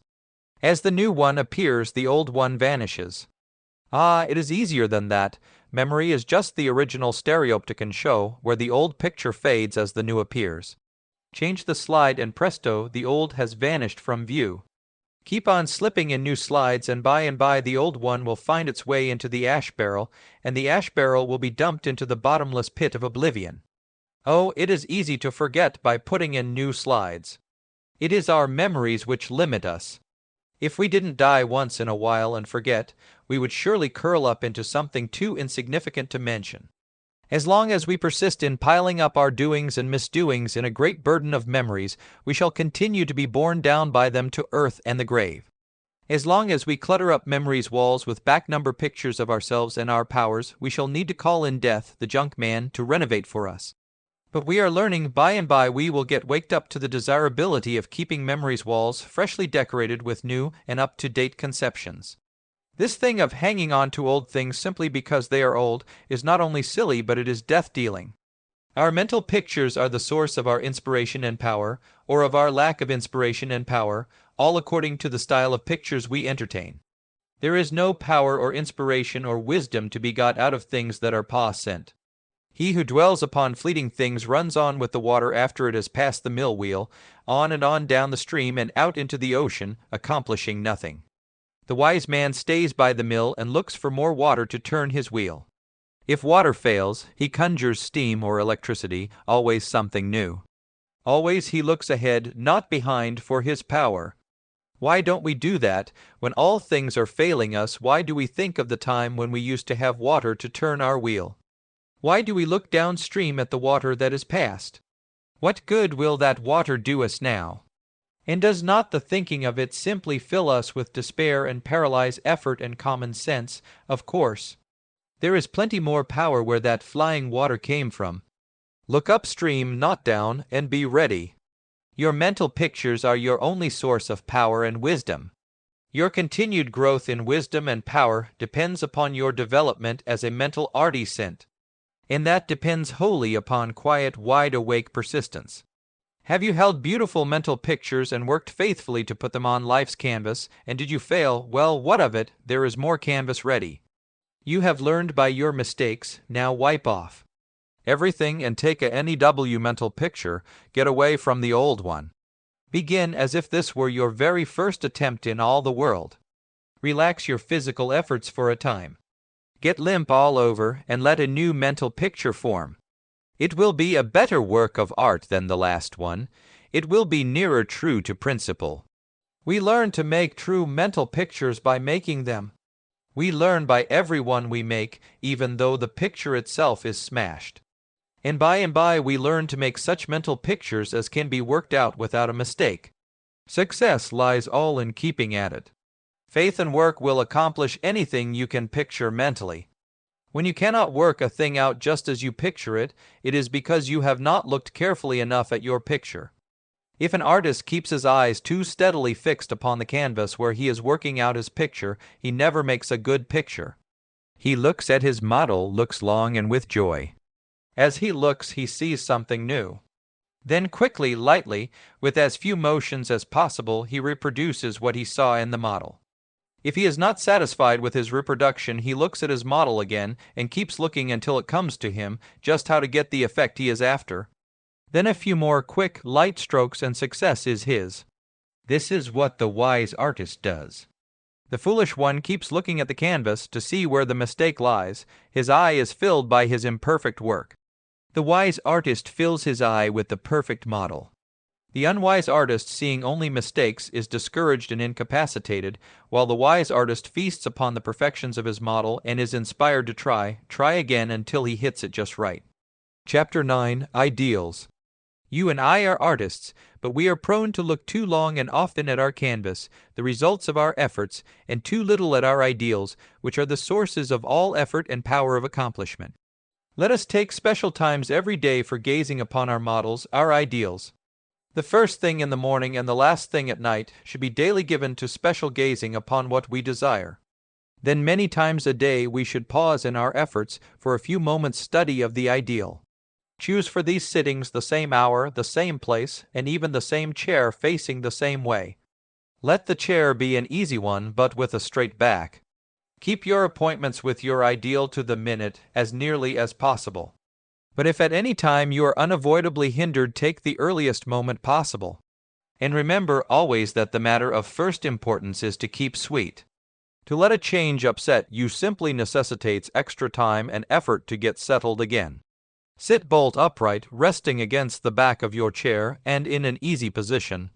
Keep absolutely still with eyes resting not fixed always on the same spot, straight ahead and slightly above the level. Do not get into a rigid state, but see that you are still. Aim not to move once during the entire sitting, which should be about half an hour long, perhaps less to begin with. Now, having disposed of your body, rise mentally to the highest heights you can picture. For instance, take your highest business ideals, picture it in rosy colors and definite outline, stretch it. Make your ideal just as large and fine as possible. Picture out the details as plainly as possible, make it definite. Decide just what you mean to work for and to realize. Let us suppose that you are a married man with a family of small children whom you wish to educate. You don't want just barely enough to send them to college on, leaving yourself a broken down and poverty-stricken slave in the end. Neither do you want to remain a hack worker in a mean position and have somebody die and give you money to school your children with, whilst you keep on doing hack work. You want to be a man so valuable to the world that you can command plenty of money as your right. You want to grow in wisdom and knowledge until a more remunerative work will call you and be glad to pay for you. You want, say, $50 a year to come easily to you as a result of your own good and enjoyed effort. Then you can hold your head up and enjoy looking any man in the eyes kindly as a brother and equal. Then you will enjoy sitting straight and being still and happy. Keep filling in the details of your ideal and get just as enthused over it as you possibly can. But keep your muscles relaxed. Rise above the body and revel in your ideal. There is a reason for this. When muscles are relaxed, they are in condition to be filled with power from the ideal held. Tensed muscles keep out the mental energy. Mind is positive to muscle, and relaxed muscles are receptive to mental power. So loose the body and get enthused over the ideal. Let your mental picture wake as much emotion as possible, for emotion is real creative force and creates after the pattern held in mind. If you hold a fearful picture in mind, emotion creates it. Job said, "I feared a great fear, and it came upon me." If you hold a beautiful picture, emotion creates that. Fear and joy and all intermediate shades of feeling are the same force, the sole force out of which all creation is made. So I tell you to do your best to get enthused and exalted over your ideal. Keep telling yourself that your ideal is you, and that in due time you will prove it in terms of matter. If it is not you, what is it? Your ideal exists within you, does it not, and therefore it must be you. And your poverty or your work your conditions exist outside of you, do they not? Then they are not you. What exists within is you. Of course, your conditions have their mental pictures within you too, pictures which preceded the conditions themselves. In past years, perhaps in past ages, you have held with emotion the mental pictures of these very conditions, hence their creation. But these pictures have grown old as people grow old, and are ready to be laid away and dissolved in ashes. Every single day and hour you are dwelling with emotion upon more mental pictures which are to take their place, both inside of you and out. So I bid you take special hours for holding with enthusiasm the sort of pictures you want to create, instead of letting your mind perpetuate the same old things over again. And I bid you put into this ideal picturing all the emotion you can summon, to the end that you the more quickly and vitally create what you want. Of course, this is not at first easy to do. Conditions will come in between you and your ideal, conditions which arouse fear, which is emotion, remember, your creative energy. Your emotion has habitually gone out to conditions, recreating them. And when you picture your ideal, it seems cold, dead, and unreal. But here is another place where practice makes perfect. Repeated efforts will soon switch emotion into new channels, permitting the old mental pictures to shrivel, and conditions will follow. And the more regular the efforts, the more quickly will energy acquire the habit of flowing in the new directions. There is enormous power in rhythm of effort. One soon gets into the swing of a new thought and it fairly does itself. By rhythmic effort one soon creates through the ideal a heartthrob. The ideal passes the period of gestation and comes forth into the actual. Make light of the actual, do not permit it to play upon your emotions, but exalt the ideal, glorify it. Accord it all power, rejoice in it, and give it your most loving thought. Return to it at regular intervals and always enthuse over it, to yourself. As to other people, keep mum. Many a man's ideal is stillborn because he wastes his energy in talk, and because he draws to himself the opposition or contempt of others. Be still, make no noise, except when there is something to be gained by it. Noises of all sorts use up your mental energy. In stillness power is generated. Be still. After a few days of faithful practice at gazing upon your ideal, you will find your whole life changing. You will find yourself with more heart for your work, and things will seem easier to do. Depressions will grow less frequent and less profound, and in time they will entirely cease, and you will find new ideas coming to you about how to do your work. Then your interest in it will increase, and you will begin to know the joy of the successful artisent. When you arrive at this stage, you will wake some morning to find yourself making more money. and you will find yourself with a little real faith or conviction that in due time your ideal will become real. After that all is easy, our ideal will live you, instead of having to be carefully nurtured at stated intervals.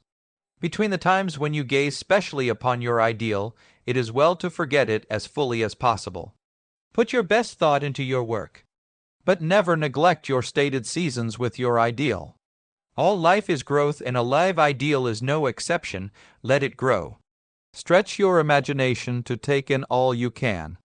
When you find yourself approaching the $5,000, a year mark you have set for yourself, you will find yourself wanting $10,000. Now, don't accuse yourself of never being satisfied. Just rejoice in this evidence of spiritual growth. Enlarge your operations and go in to win on a larger scale. When you have got your children well educated, don't stagnate. Look within and find another ideal to work for. Your ideals are God-given for use. Look eagerly upon them and know that they are life. You do not make your ideals, they make you if you keep mentally in touch with them. Chapter 10, I Can and I Will. The effectiveness of I can and I will as a statement to live by depends upon the manner in which you say it. To say I can and I will through gritted teeth and with clenched fists is to defeat the very object you aim for. To assume a prize-fighter attitude toward life is to invite a licking. And yet it will not do to say I can and I will in a limp, half-hearted fashion. The right manner, which means the effective manner of uttering this potent phrase, depends upon a correct knowledge of the meaning of I. I can and I will may be the truth or a lie, just according as you define I. For instance, a foolish man who happened to be mayor of Minneapolis said to himself, I can and I will make a lot of money for myself out of the criminals of this city. There were others who said the same thing. That mayor reckoned the I simply as so much personal cuteness pitted against the city. He gritted his teeth and pulled in all the money in sight. He pitted himself against the city, which rose up and placed him behind prison bars. He may still be gritting his teeth and saying, I can and I will get out of here. He may be able to get out of those particular prison walls, but all the world will be to him a prison. He will have to skulk and hide. He is not free. The money he took was never his, and he knew it. And he could not keep it, though he said mightily, I can and I will. You see, I to that mayor meant a small something bounded by a skin, a suit of clothes, a hat, and a pair of shoes. The rest of the city and the world and the universe at large, seen and unseen, had no part in the I he placed before can and will. The undefeatable I has no such puny boundaries. It fills all space and expresses through all personalities. It is one and never goes back on itself. Sooner or later, generally sooner, it punishes fully every puny rebel who rises against it. In other words, a man must consider all creation and uncreation when he says I. If he fails to do this, his success is but a transitory imitation and his downfall sure, as in the case of Minneapolis boodlers. It is a foolish and short-sighted business policy which ignores the golden rule. To do unto others that which you would not like done unto yourself is to bite off your nose in order to leave more blood for the rest of your face. All life is one, and the good of all is the good of each one. The hurt of one is the injury of all.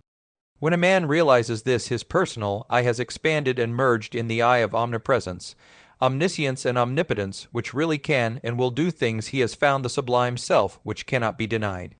Instead of gritting his teeth and driving ahead against the will of the whole, he identifies himself with the whole. He works with all and all with him. The entire universe backs him. Clench your hands and say I can and I will several times in succession through closed teeth. Note how you force all the breath out of your lungs as you repeat it, and how exhausted you feel by the effort. Why? Because you shut yourself off from the source of breath and willpower. You try to act and will from the little skin-bounded I. The result is that your skin-bounded self is quickly exhausted of the power it had from where? From the all. Now straighten up and stand like a young god. Look upward and imagine yourself possessed of all power in heaven and in earth. Imagine that all the world and the starry hosts are waiting alert and with shining eyes to do your bidding. Imagine that you are to touch the button now, and instantly they will spring to do the resent. The instant you say I can and I will, the entire powers of the universe are to be set in motion. Ah, your eyes shine and your whole form expands with gladness. You unconsciously take a full breath, and I can and I will rings forth in its full harmony. You are filled with joy and a sense of full power. You feel that you can and will, and that it will take no clenched muscles, gritted teeth, and brute will to accomplish, for all creation will back you. Will is not a matter of straining muscles and set jaw, but of quiet, firm recognition of your oneness with all creation, and of creation's readiness to further your cause. The most effective practice for the cultivation of will is that of dwelling mentally upon the sublime self. Go away by yourself for a half hour or more and simply remember, and try to feel, this unity of the personal self with the sublime self. Do not try to argue yourself into believing and understanding how it can be so. Simply relax your muscles, lift up your soul, and try to feel as if it were so. At first you will see little result, except that you feel more quiet than has been usual with you. You will be less easily and frequently upset and recover more quickly. Rejoice in this and keep at the recognition exercises. Very soon you will find this peace deepening in you, and you will find it growing easy to do many things you had considered hard. You will find yourself remembering without effort that all things are working with you, and that you are free to do as you will. Keep on with the practice, and you will find all the deepest desires of your heart growing easy of accomplishment. You see, you are making sure your connection with the All-Self. Instead of having to do things all by yourself as you used to, you have opened the sluice for the sublime will to flow into and work through you for the accomplishment of what you desire. Chapter 11. Desire the Creator. Hunger has built the universe. Hunger is desire. Desire is love. Love is God. Of course, we agree that God built the universe. But it was not a God on a great throne outside the universe, one at whose behest angels and devils picked up handfuls of world stuff and fashioned things, which were then set running. It was God or desire in the universe which has grown it up to its present state, and which will keep on growing it through all eternity. Find desire in your own self, good or bad desire. It is all off one piece. Find desire in yourself, and you find God. Study the motions and results of desire in yourself, and you will understand how God works to create worlds and peoples. Note how a desire for food affects you. Does it cause you to sit still and sigh? Not until you have first tried every ingenuity you can think of to gratify your hunger. Desire impels you first to effort. You go first to all the places where you have been accustomed to find food. We will suppose that you find nothing in the pantry, and of course that discovery whets your hunger. You again go over all the shelves, hoping to run across something, nothing there. Now note that up to this point, your hunger has impelled you to do just what you have been in the habit of doing. Of course, this effort has done nothing further than fix a habit of looking in certain places for food. But now you have failed to find the food and hunger urges you a bit farther. You begin to think. You keep moaning inwardly, where can I find food? Your wits grow a little keener as hunger sharpens. You begin to think. Mentally you recall all the places you have ever heard others speak of as abounding in food. Your sharpening hunger impels you to an entirely new kind of effort for you.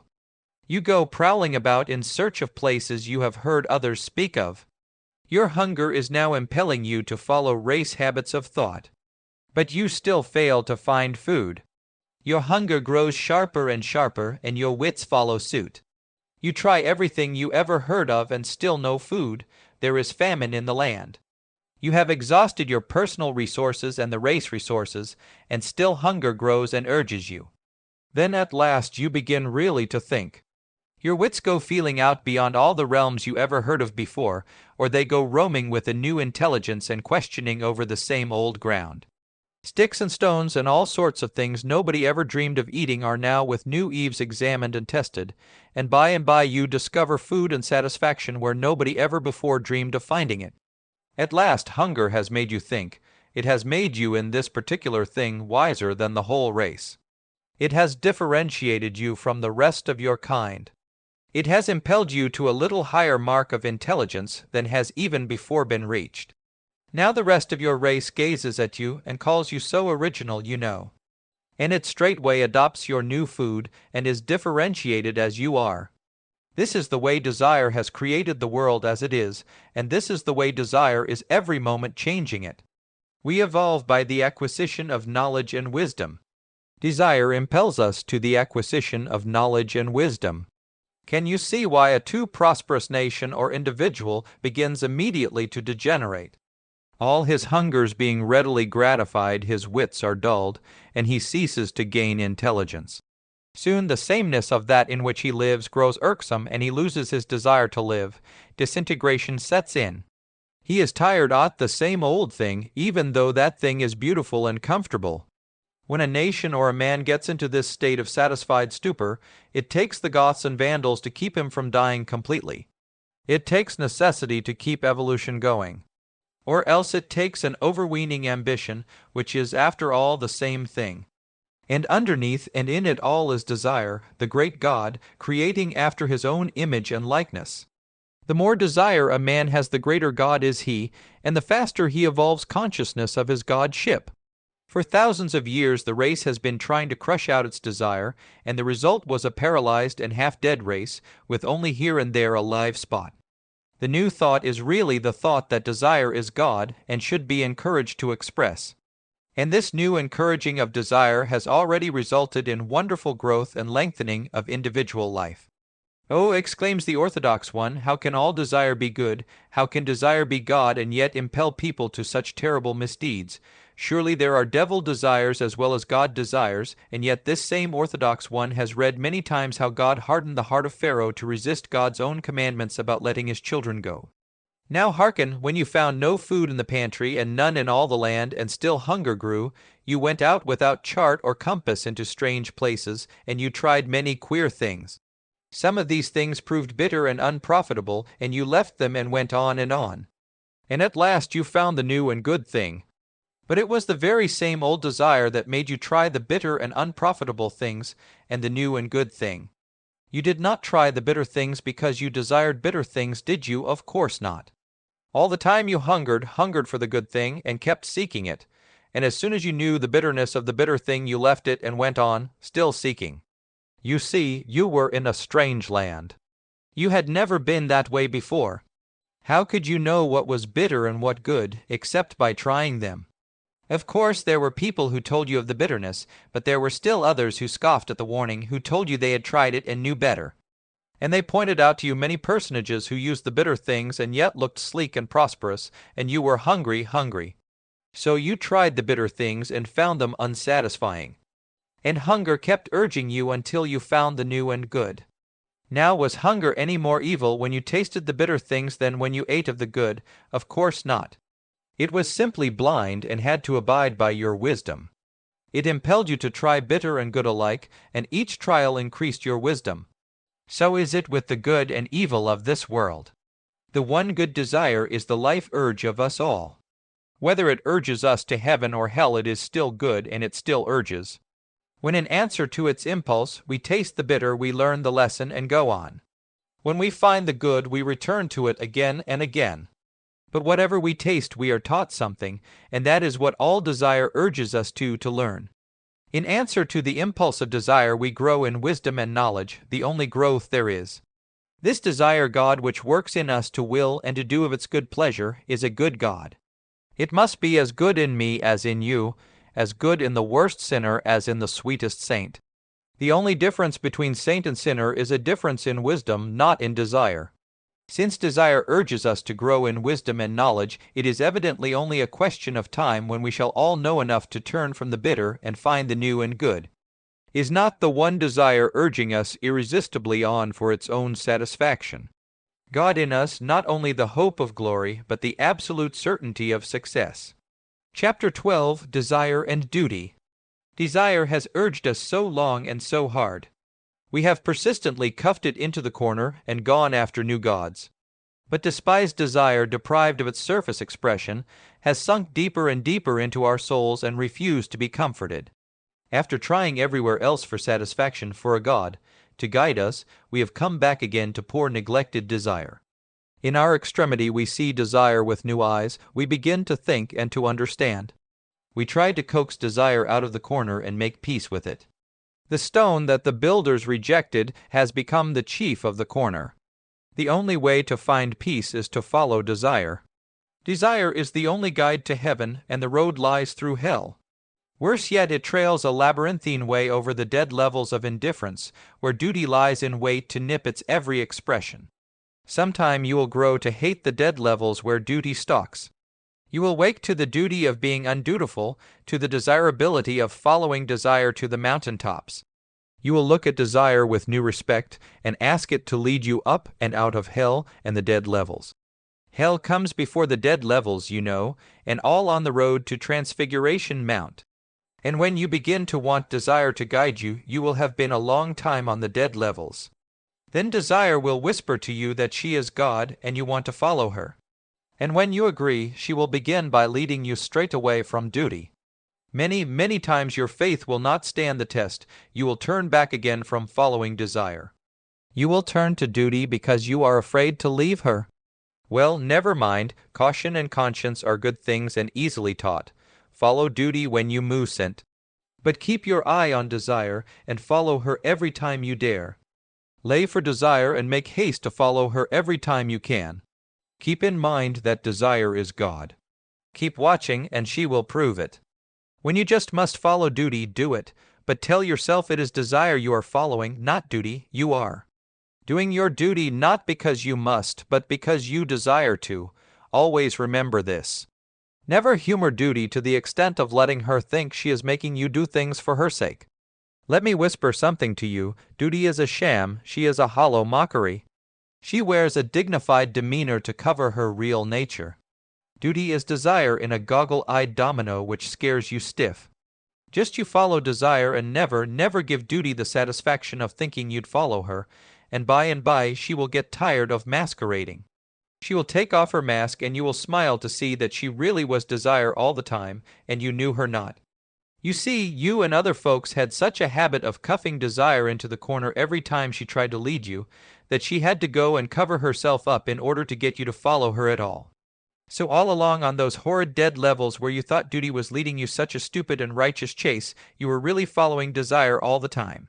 Now if you will keep telling duty to her face that you know she is only desire, that you are following desire and not duty, if you will keep resolutely sticking to it, duty will soon give it up and take off her mask, and you will really see the smiling face of desire where you thought there was only stern-eyed duty. I write duty with a capital D because that is the way we have always thought of her. But desire has always been just plain desire to us, something naturally and lovably wicked and familiar, so familiar that we bred contempt for her, but our eyes are opening. Do you remember that when you say must to the children, they straightway are willful? Children are true to God, to desire, of such is the kingdom of heaven. When you dress desire up as a goggly-eyed scarecrow duty, the child will have none of it. He might have been just on the point of following desire into the very thing you desire him to do, but one sight of duty is enough, he won't go a step. And you call him stubborn, contrary, bad, you are mistaken, he is only true to God. And until you become like unto him, you cannot enter the kingdom of eternal youth and joy and godliness. Practice doing as you desire, to the end that you may desire to do as you will. You cannot go far astray, for in your real essence you are the good God who cannot go back on himself. Duty is a fetish of the conscious or objective mind, whose processes comprise only about 5% of all your thinking. The other 95% mind is subconscious and is true to desire. Desire is the drawing power of 95% of you. Will is the drawing power of only 5% of you. Then do you wonder that desire often governs you in spite of your little will to follow duty? Your little percent thinker has conjured up duty as a guide, whilst your 95% mind sticks to desire. You are two-minded, at war with yourself. Unmask duty and you will find yourself one and invincible. The 5% tail will lose his job of wagging the 95% dog, and you will reach Transfiguration Mount. Chapter 13, God and Devil. You seem to think God put all our desires in our hearts. What if we have desires to do things we know are not right, and the doing of which will hurt someone's feelings? I do not believe ignorance is the only cause of sinning. We do things we know are wrong. If God is all, where can a desire come from if not from God? There is no thinker but the one great thinker you call God. All creation is made up of God's trains of thought. The real, informing, thinking self of all beings is that same one thinker. He or it is working through all ages to think out the justice, love, wisdom that is in him. He weighs one side of a thing through me and another through you, and he waits patiently until he can figure it all out and arrive at the meeting place of truth. Just as in your individual mind you seem to weigh and reason first one side and then another, so the one thinker weighs and reasons all sides of the truth through all people. Sometimes you are inclined to think one thing is right, and then you change your mind and go over to the other side. So the one thinker seems to change his mind and go from one side to another. He first decides that the Israelites shall go, then he thinks through Pharaoh and says they shall not. Then he thinks still louder through Moses, and they start. Then he sees Pharaoh's side again and hardens Pharaoh's heart, that is just what the Bible record says, and tries again to hold them. Then inch by inch he fights over the two sides in his mind. There isn't any place but God's mind, and we are all in it until he finds the point of perfect justice or equity. The same one thinker or God has debated within himself as to whether the Filipinos shall go free or belong to the United States. You thought the people of the United States and the legislators in particular were doing all that thinking and talking for and again sent. Why, bless your heart, the people and the legislators are dummies in God's mind. They are little thoughts moving around in the mind of the one thinker, thought through which he weighs and balances and decides the equities. He thinks out and proves his intuitions in this way. Now don't all of you anti expansionists jump up and screech at me that it is not equity that we should own the Philippines. You are only one side of the debate. And don't all you expansionists come smiling around to pat me on the back. You are only the other side of the question. I am on the fence, and I can see you both. All keep still now, and I will whisper to you a secret. God hasn't thought it all out yet. He is still thinking alternately on one side and then on the other. It is nip and tuck with him whether to hold the Filipinos or to let him go. But he thinks he'll let him go when he finds a way. He's thinking it out through you and me and Governor Taft and President Roosevelt and the recent. There is just one mind which fills space full. All minds are inlets of the one mind. All thoughts are thoughts of the one mind. Desire is the will of the one mind. All desires are inlets of the one desire or will. All desires are of God. They are God's desires fitting in with that particular train of thought. As the thought changes, so will the desires.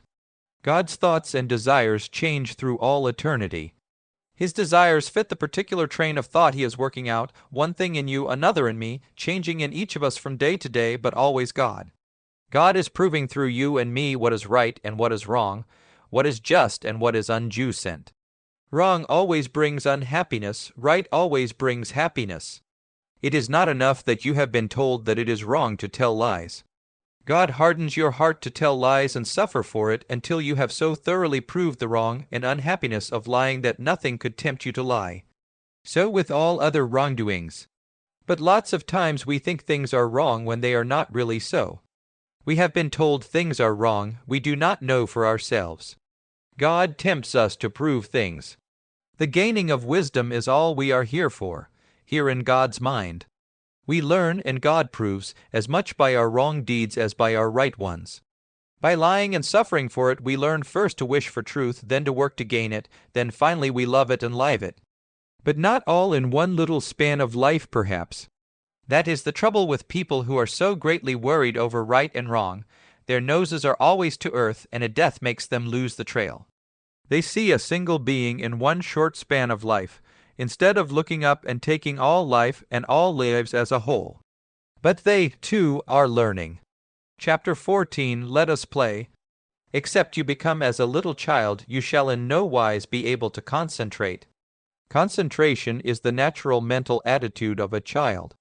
A child is one-minded. When its attention turns to any given object, its whole being is polarized to that object. To all intents and purposes, there is nothing in existence beyond the one thing to which the child's attention is turned.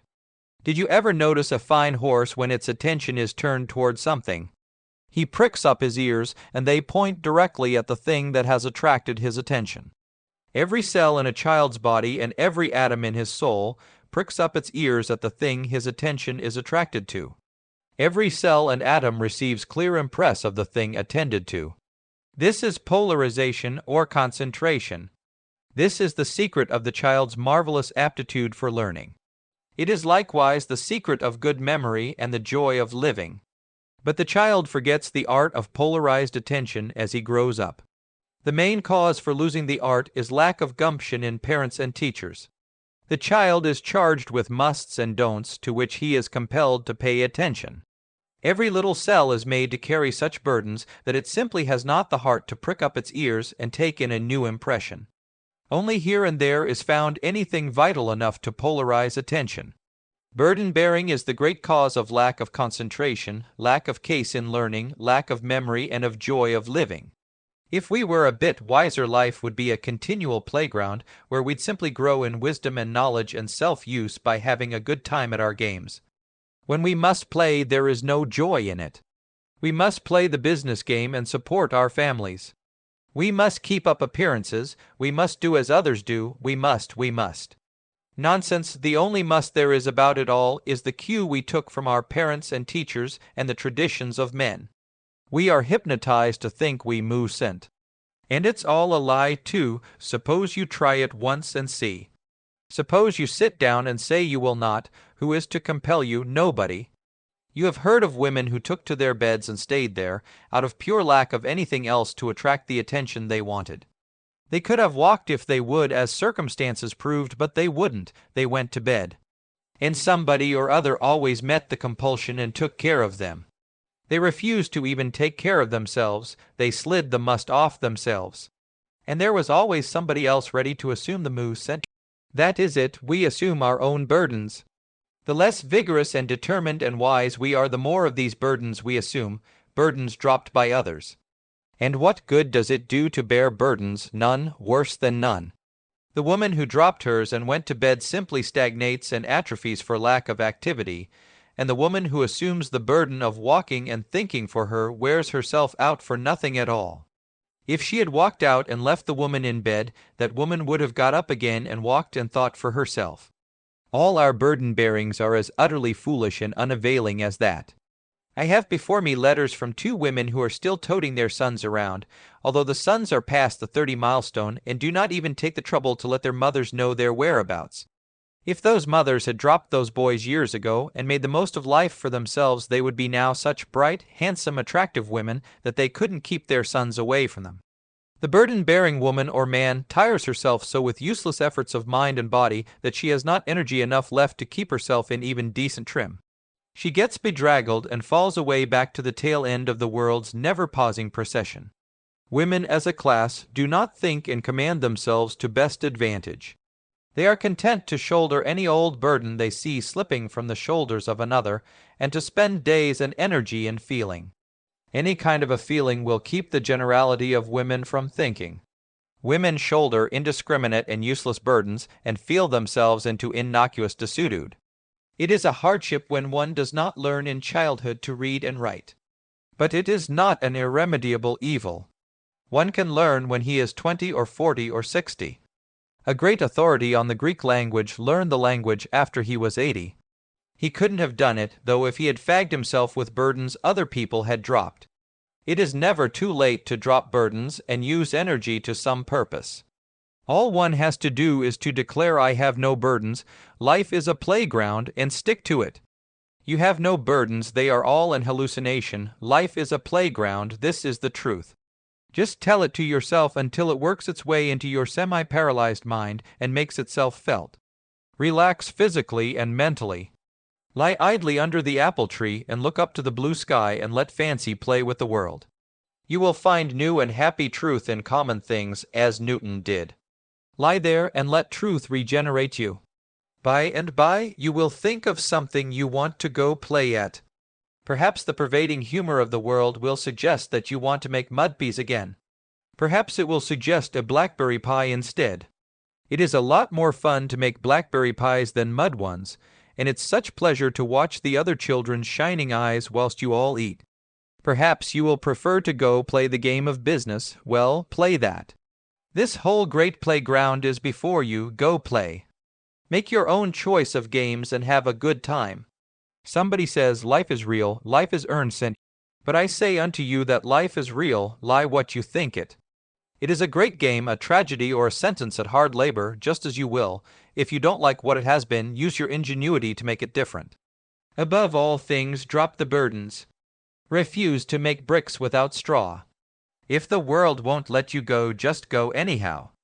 There is always a Red Sea to cut off pursuers and obliterate your tracks, unless perchance you dig up your old tracks and lug them along through the wilderness.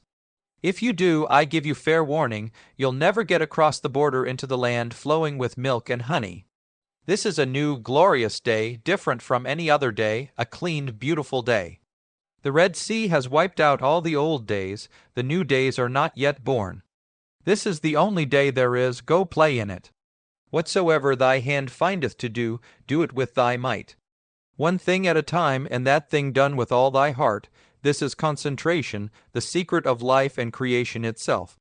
And it is a simple little thing, so simple that a child does it without effort, and any man or woman can acquire it again by practice. Remember that every time you say to yourself, I must, you tell a lie, and you commit a crime against yourself. You lay upon yourself a burden and rob yourself of the joy of doing. Every time you catch yourself saying, I must, deny it hard. Sit down in a chair, relax all over, and ask yourself solemnly who says you move since you said it. You are doing all the compelling. Why? Simply because you choose to do this particular thing. There is no compulsion about it. You choose to do it, you want to do it. You are exercising your divine free will to do it. Oh, of course you can say, if it wasn't for this, that, or the other, I wouldn't do it. But that does not alter the fact that you can fold your hands and leave it undone if you choose, but you desire to do it, you choose to, you want to. Keep at this practice of logic until you realize that you have thought yourself completely out of the old. Must feelings. As you emerge from the must feelings, you will find the joy of life filling you, and you will find memory and other faculties regaining the vigor of youth. Everything but a mushroom or a toadstool takes time to man. I've sent. You have been growing into the must habit since childhood. It may take time to outgrow it, but perseverance will accomplish it. And the more faithful you are in practice, the more quickly will you realize the freedom, joy, youth you desire. The joy of life is here and now. Joy of life is the power of accomplishment. All things are easily possible to him that believes and practices. The proof of the pudding is in the eating. Chapter 15, The Old Clothes Man. Some months ago you wrote in a short letter to me, stating that when a person leaves this earth, death is only a door to another state of life, and that we don't enter it unless it is best for us at that time and place. Do you consider death in all its different forms, in a young person as well as old, best for them, no matter whether they die from accident or natural causes? Mr. Towne writes in his article on reincarnation in October that what we learn during one life is carried forward into the next. Now, how much knowledge can a child have learned when death comes, compared to an older person? If death is the door by which we enter another state, and that is spiritual, what comes from that? Do we inhabit this earth again? Won't you and Mr. Towne give us a little more light on the subject? When we are children and go to school, we work problems on a slate, or used to. If we made a little mistake and quickly discovered it, we wet our forefinger on the tip of our tongue and wiped out the mistake, and then we filled its place with the correct figure or figures. But sometimes we made a mistake away up near the top of a long problem of long division, and that mistake was carried on down until there were more mistaken figures than correct ones. Then we wet our little sponge and wiped the whole thing out of existence and did it all over again. Sometimes we did this several times over before we learned how to do the sum correctly. We are still doing that sort of thing. Life is really a problem which must be done by mathematical rule. Our bodies are simply the figures on the slate. Every day we work away like more or less sensible and happy children. Every day we find ourselves making and correcting mistakes, wiping off a little here and adding a bit there. Our bodies record all this, mind you. But sometimes we fail to see our mistakes in time to correct them a little at a time, and sometimes we have not the patience to correct them. The mistakes are carried all through our bodies, just as through our problems on a real slate. Then we discover what a lot of blunders there are to correct, and we grow discouraged and quit trying. This relaxation of effort and will and interest is the wiping off of the slate. We do it ourselves, do it subconsciously, from the habit of ages of wiping off the slate. That which goes out of a body at death is the real person, and he it was who wiped off the slate, who withdrew himself from the body. No man dies unless he is ready to die, unless his mistakes of thinking his body is built of his thoughts, are so in preponderance that he cannot hold himself longer as an organization. A body is an organization of thought things which must fit in and work together. When a man's mind is filled with warring, opposing thoughts, he is disorganizing himself. It is as if he turned wolves and lions and dogs all into the same corral to oppose and rend each other, as well as to tear down whatever else was therein organized. Lions, wolves, and dogs are warring organizations. A man's body, in order to endure, must be one organization. Every part must work with every other part. But as long as a man thinks into his body one day good things, kind things, and another day ugly, revengeful, death-dealing things, he is turning lions and lambs together. And it is only a question of time and the kind of thought when he will cease to be an organization, he will fall to pieces, a victim to opposing forces.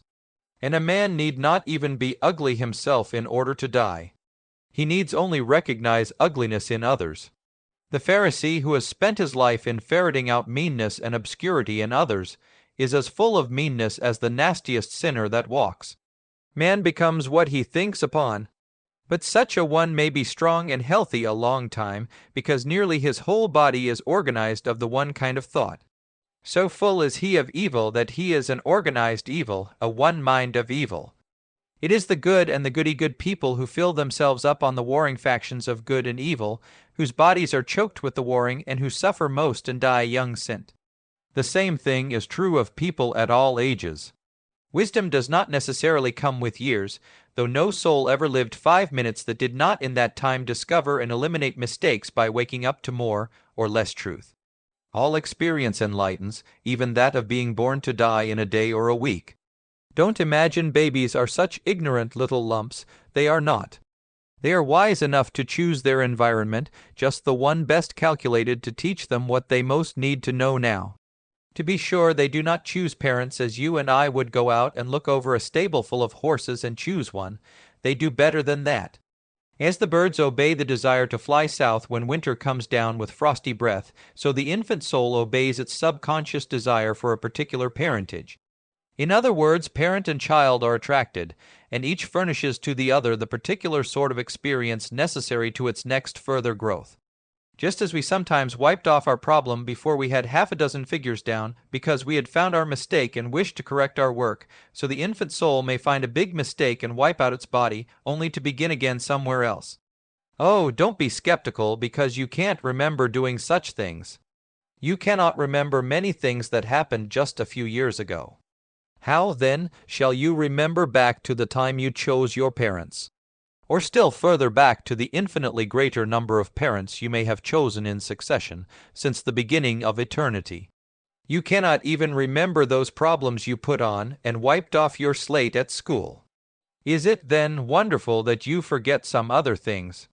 But you can do other problems like those you learned on and do them almost unconsciously, so easy has it become. You learned much on those old forgotten sums. You remember the how, but you forget where you learned how. So, no wonder you forget your old bodies and experiences. But the wisdom gained with them is still with you. And every hour you are learning new truth and forgetting how you learned it. The babe is conscious, and the babe learns fast facent. But it forgets how it learned. And if it is not pleased with its experience and learning it lets go its body and passes on to other experiences. Those who die die because they are ready. And they are taken away from the evil to come. Accidents are results of natural causes. An accidental death is a natural death, and sometimes much easier and preferable to a so-called natural death.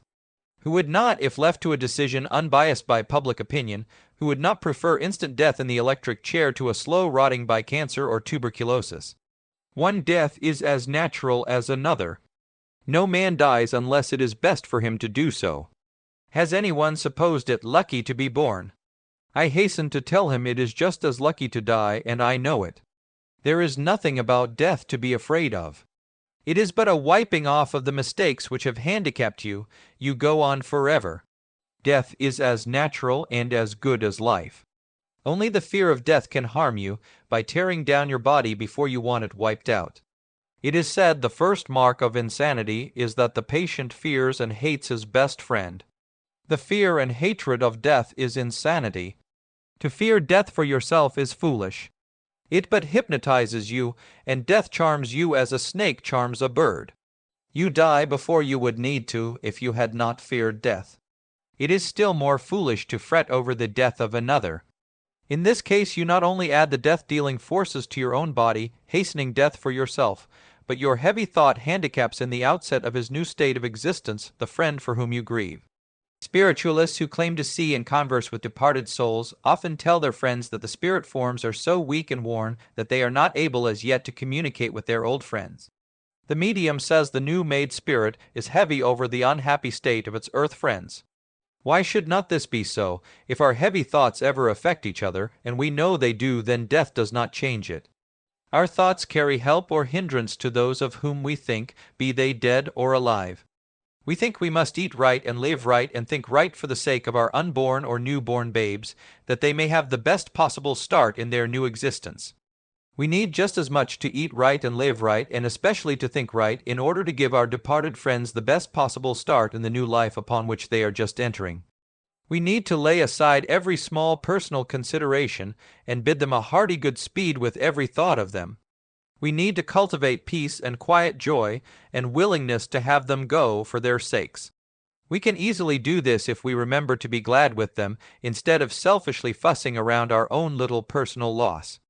They have wiped off the slate and gone on, with added wisdom, to better things. Why not be glad with them and for them?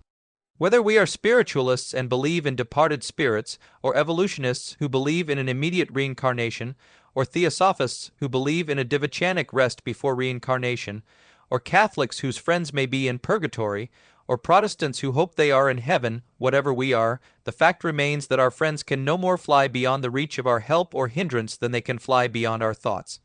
Let us help those who have passed out. Let us treat them for power and love and joy and progress. Let us make them glad by being glad ourselves. Death is good, but it will cease to be necessary as we cease to make and perpetuate mistakes. Being afraid of death and mistakes is the greatest mistake of all. Get rid of it, face death in your mind until it loses all terrors for you, call it good. Tell it if ever the day comes when you want to die, you will do so with a good grace. Call death friend and not foe. Tell it you may need it some day to wipe off your body, but remember that you couldn't die if you would. Death is only your old clothes man, you may need him and you may not. For my part, I don't care whether I ever die again or not. If I keep on building better and better, and I see no reason why I shouldn't, I shall live right along indefinitely, maybe forever. But if ever I get myself into such a tangle as some folks do, and as I have got into in times past, I shall do what Jesus did, give up my body. Ida C. Craddock, sweet, earnest, clean soul, chose, for the sake of forcing her teachings upon an unready world, to butt her head repeatedly against the stone wall of law, until she was so bruised and discouraged that she wiped off her slate by conscious will. She made the martyr's choice and mistake, which means always death. If ever I got tangled up as Ida Craddock did, I might end the matter as she did, as Socrates ended his troubles. But I hope to avoid the paths that lead to death. I love to live, and I mean to keep on living more and more fully and positively. I am seeking first the law of life and to live it. Ida Craddock sought first to convert and reform the world, which did not want to be reformed, nor even to be taught too fast to reform itself, made things so warm for Ida Craddock that she couldn't stand it. It seems a great pity, but it isn't. Ida chose her own course, knowing the result. She has learned her lessons, wiped off her mistakes, and gone on to do still better work for herself and the world. Jesus of Nazareth did much as Ida did. He spoke out in meeting and out of it until he stirred people up to crucify him. He wanted to be crucified in order that he might prove that he could live again. But I want to live all the time, and I don't care whether or not I prove anything to anybody but myself. Jesus and Ida Craddock deliberately trod the road to death. According to their faith and work, it was unto them. I am treading my own individual path where no death is. Death lies waiting for him who works against the established order, who makes crosses and carries them. Life lies within and without for him who, resisting nothing, grows out of the established order as a branch from the tree. I believe I have found eternal life, time alone will prove it. To live is to love and work with all things, knowing that all is good and all is life. To resist anything is to cut off so much of life. To fear death is to bring it upon you. Get busy with life.